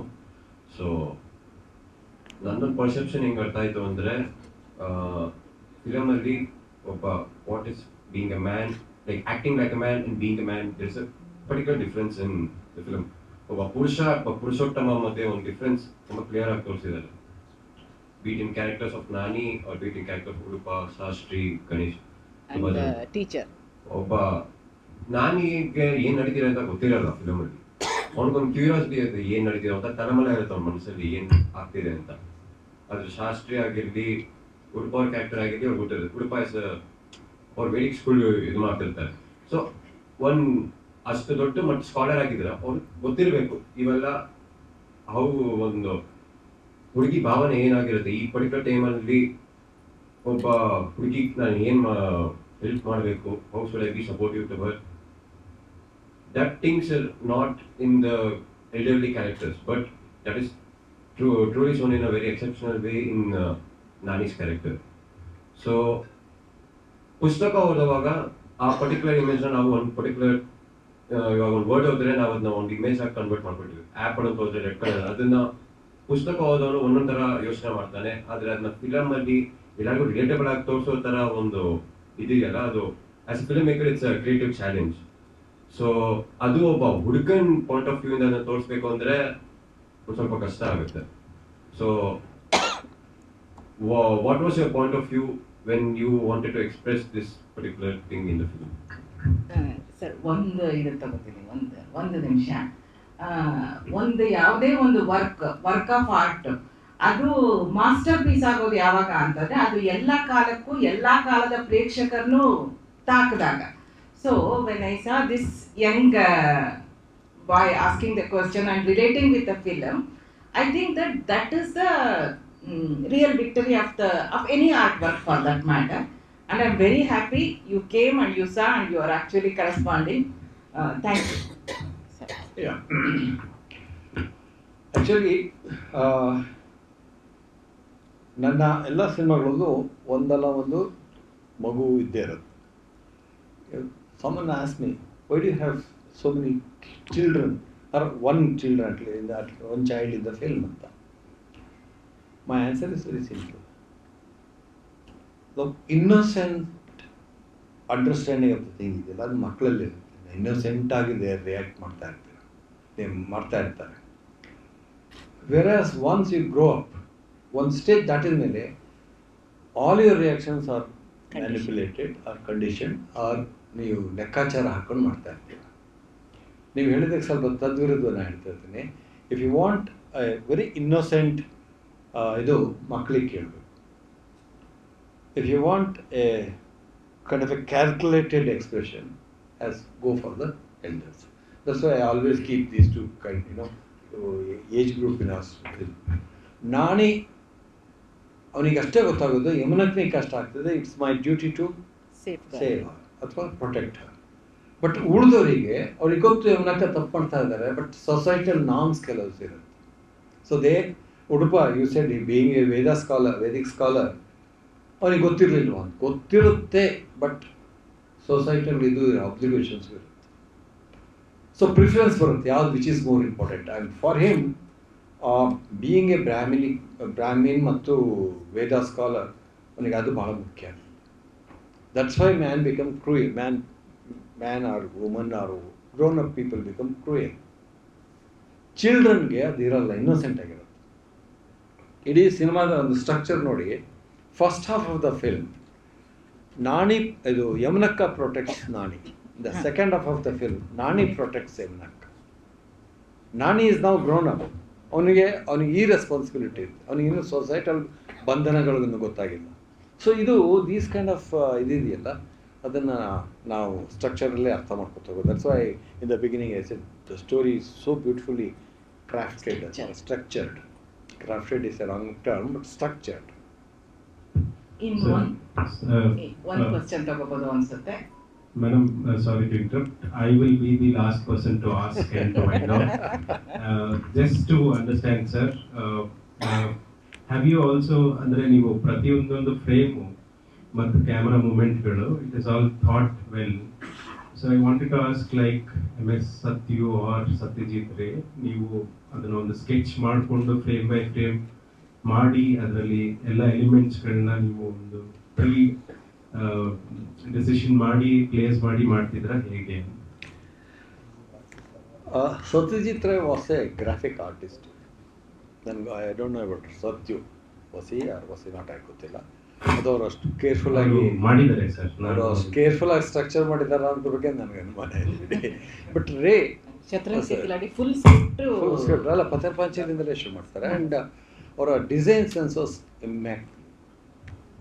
ಯಾವುದು ರೇ ಆ್ಯಂಡ್ ಅಡೂರ್ ಗೋಪಾಲಕೃಷ್ಣ ಇಬ್ಬರದ್ದು ಡಿಸೈನ್ ಸೆನ್ಸ್ ಇದೆಯಲ್ಲ, ಫ್ಯಾಂಟಾಸ್ಟಿಕ್.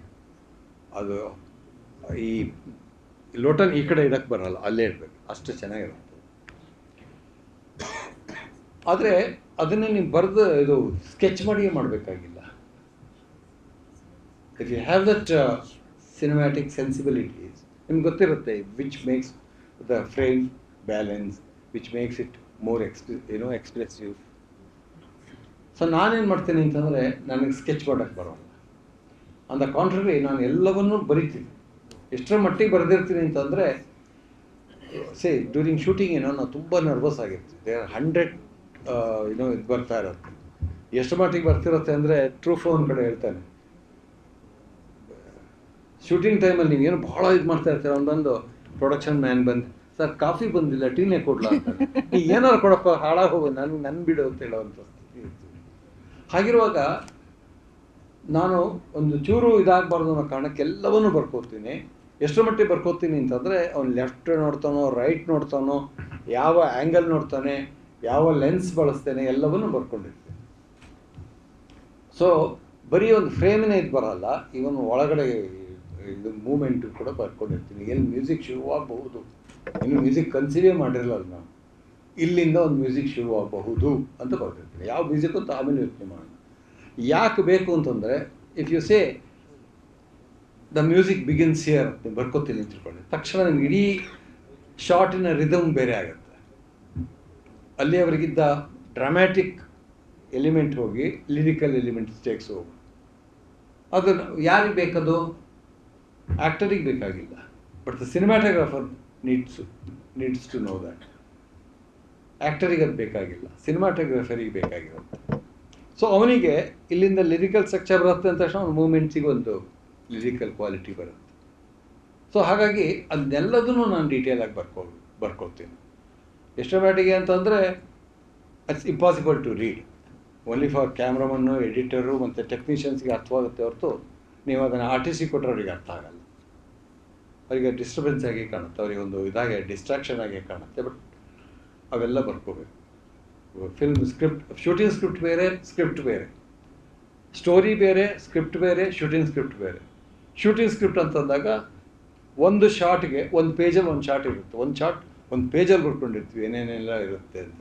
ಯಾವ ಬಣ್ಣ ಇರುತ್ತೆ, ಯಾವ ಥರ ಸೀರೆ ಉಟ್ಟಿರ್ತಾರೆ, ಯಾವ ಪ್ರಾಪರ್ಟೀಸನ್ನು ಬಳಸ್ತಾರೆ, ಯಾವ ಎಡಕ್ಕೆ ನೋಡ್ತಾರೋ ಬಲಕ್ಕೆ ನೋಡ್ತಾರೋ, ಎಡದಿಂದ ಬಲಕ್ಕೆ ಹೋಗ್ತಾರೋ ಬಲದಿಂದ ಎಡಕ್ಕೆ ಹೋಗ್ತಾರೋ, all such details will be there.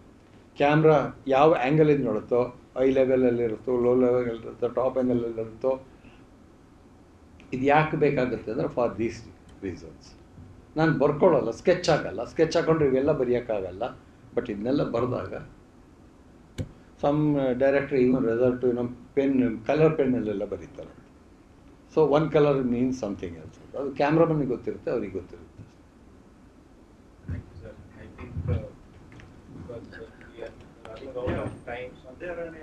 Maybe we will continue the discussion. Yes sir. ಏನು ಕೇಸರಿ ಅವರು ಕ್ವಶನ್ ಕೇಳಬೇಕು. ಕೇಳಿ ಕೇಸರಿ ಅವರು, ಕೇಸರಿ ಅವರು. ನಮಸ್ಕಾರ. ಸಮಯ ಇದ್ರೆ ಉತ್ತರ ಕೊಡಿ, ಇಲ್ಲ ತುಂಬಾ ಎಲಾಬೊರೇಟ್ ಉತ್ತರ ಆಗುತ್ತೆ ಇನ್ನೊಂದ್ಸರಿ ಮಾತಾಡೋಣ ಅಂದ್ರೆ ಇನ್ನೊಂದ್ಸರಿ ಮಾತಾಡೋಣ, ಪರವಾಗಿಲ್ಲ. ನನಗೆ ಘಟಶ್ರಾದ್ದ ಇಂದ ಅಥವಾ ನಿಮ್ಮ ಇನ್ಸ್ಟಿಟ್ಯೂಟ್ ಫಿಲ್ಮ್ ಇಂದನು ಇಲ್ಲಿವರೆಗೂ ಕನಸೆಂಬೋವರೆಗೂ ಕೂಡ ನಿಮ್ಮ ಸ್ಟೈಲ್, ಈ ಆಕ್ಚುಲಿ ನೀವು ಡಿಸೈನ್ ಬಗ್ಗೆ ಮಾತಾಡಿದ್ರಿ, ಮತ್ತೆ ಇದ್ರ ಬಗ್ಗೆ ಮಾತಾಡಿದ್ರಿ, ಸ್ಟ್ರಕ್ಚರ್ ಬಗ್ಗೆ ಮಾತಾಡಿದ್ರಿ. ನಿಮ್ಮ ಸ್ಟೈಲ್ ಹೇಗೆ ಇವಾಲ್ವ್ ಆಗ್ತಾ ಬಂತು? ಓಕೆ, ಇವಾಲ್ವ್ ಆಗೋದನ್ನ ನಾವು ಓದ್ಕೊಳ್ಳೋದು ಬೇರೆ, ನೀವು ಅದನ್ನ ಹೇಗೆ ನೋಡ್ತೀರಿ? ಇದು ತುಂಬಾ ಎಲಾಬೊರೇಟ್ ಆದ್ರೂ ಬಿಟ್ಬಿಡಿ, ಪರವಾಗಿಲ್ಲ, ಟೈಮ್ ಆಗ್ತಾ ಇದೆ ಎಲ್ಲರಿಗೂ. ಆ್ಯಕ್ಚುಲಿ ಸ್ಟೈಲು ಒಂದು ಸ್ಟೈಲ್ ಅಂತ ಇಟ್ಕೊಳಕ್ಕೆ ಬರಲ್ಲ. Style is decided by the content, subject ನೀವು ಅದು ಮಾಡ್ತಿದ್ದಾಗೆ ಇದನ್ನೇ ಅದೇ ಹುಡ್ಸ್ಕೊಳ್ಳುತ್ತೆ ಅಂತ ನಾನು ತಿಳ್ಕೊಂಡ್ರು. ಸೊ ಗುಲಾಬಿ ಟಾಕೀಸಲ್ಲಿ ಬಳಸಿದ ಸ್ಟೈಲಿಗೂ ಘಟಶ್ರಾದ್ದಲ್ಲಿ ಬಳಸಿದ ಸ್ಟೈಲಿಗೂ ಬಹಳ ವ್ಯತ್ಯಾಸ ಇದೆ. ಗುಲಾಬಿ ಟಾಕೀಸಲ್ಲಿ ಒಂದು ಥರದಲ್ಲಿ ನಾನು ಏನಂತ ಹೇಳ್ತೀವಿ, ತುಂಬ ಇದನ್ನು ಏನು, what is the term, verite style, ಅದು ಹೆಂಗೆ ಹೇಳೋದು ಕನ್ನಡದ ಗೊತ್ತಿಲ್ಲ. We call it as verite style ಅಂತ. ವೆರಿತೆ ಅಂತ ತುಂಬ ಇಂಪ್ರೊವೈಸ್ಡ್, ಆನ್ ಸ್ಪಾಟ್ ಇಂಪ್ರೊವೈಸ್ಡ್ ಇದೆ. ಯಾಕೆಂದರೆ ಕಂಟೆಂಟ್ ಡಿಮ್ಯಾಂಡೆಡ್ ದಟ್, ಇದು ಸ್ಟೋರಿ ಡಿಮ್ಯಾಂಡೆಡ್ ದಟ್. ಘಟಶ್ರಾದ್ದಲ್ಲಿ you had a very strict ಇದು ಡಿಸಿಪ್ಲಿನ್ಡ್ ಇದು. So the design is also mise en scene ಅಂತ ಏನು ಕರಿತೀವೋ, that is also structured. Whereas in Dweepa ನಾನು ಒಂಚೂರು ಫೋಕ್ ಫಾರ್ಮಿಗೆ ಯೋಚನೆ ಟ್ರೈ ಮಾಡೋಣ ಅಂತ ಹೋದೆ. So it had different kind of A design all together. ಹಾಗೆ ಪ್ರತಿ ಫಿಲ್ಮಿಗೂ ಅದು ಕಂಟೆಂಟಿನ ಮೇಲೆ ಅದು ಡಿಸೈಡ್ ಆಗ್ತಾ ಹೋಗುತ್ತೆ. ಪ್ರಾಬಲಿ ಇನ್ಯಾವುದೋ ಫಿಲ್ಮಿಗೆ ಬಂದ ಹಾಗೆ ಇದನ್ನು ಇನ್ನೂ ಮಾತಾಡೋಣ, ಬಿಕಾಸ್ ಇಟ್ ಏನಿಲ್ಲ ಅಂತಂದು ಅದು 10 ನಿಮಿಷ ಎಕ್ಸ್ಪ್ಲೇನ್ ಮಾಡಬೇಕಾಗುತ್ತೆ. ಈ ಉತ್ತರ ಬೇರೆ ಬೇರೆ ಬೇರೆ ಬೇರೆ ಪ್ರಶ್ನೆಗಳಿಗೆ ಆಸ್ಪದ ಕೊಡುತ್ತೆ. ಇನ್ನೊಂದ್ಸರಿ ಮಾತಾಡೋಣ. Thank you sir, thank you sir, thank you very much. And ನಾನು ಒಂದು ಮಾತು ಹೇಳಬೇಕು ಅಂತಂದರೆ, this is a great opportunity for me. Thank you so much for ಸಂಸ್ಥೆಗೆ ಮತ್ತು ಎಲ್ರಿಗೂ thank you sir. I also thank.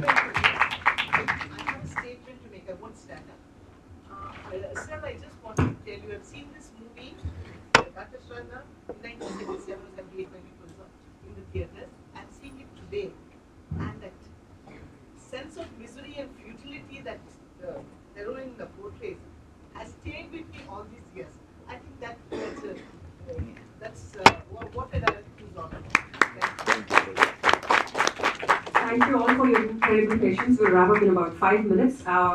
But there's one thing, Sandhya was reluctant for an introduction, but I won't be able to speak peacefully. So just a little bit about her in a few seconds. She's a writer, translator, poet, playwright, columnist, historian, screenwriter, and cinema and theatre critic. She's also author of several biographies, novels, essays, short stories, including Tumbe Hu, Yake Kadutide Sumbade, Cinema Yaloka, Antida Nantina Kone Ballavararu, and Ishtukala Ottigidu. She's also written the story and dialogue for the National Award winning Kannada film Nadichirami. Okay, now we move on to the felicitation of our honorable guests. We'll begin with, of course, Mr.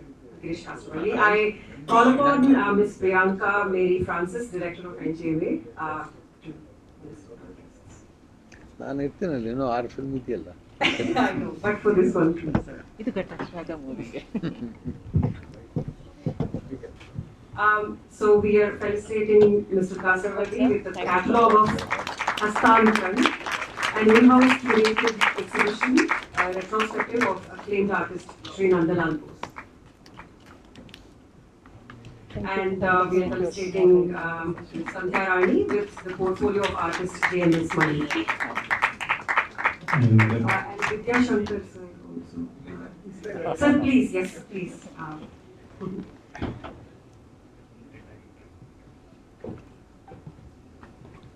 Thank you. And finally, on behalf of National Gallery of Modern Art, I request our director, madam, to thank Surata Rao for hosting this event. Saurabha, sorry, please excuse me. Saurabha Rao to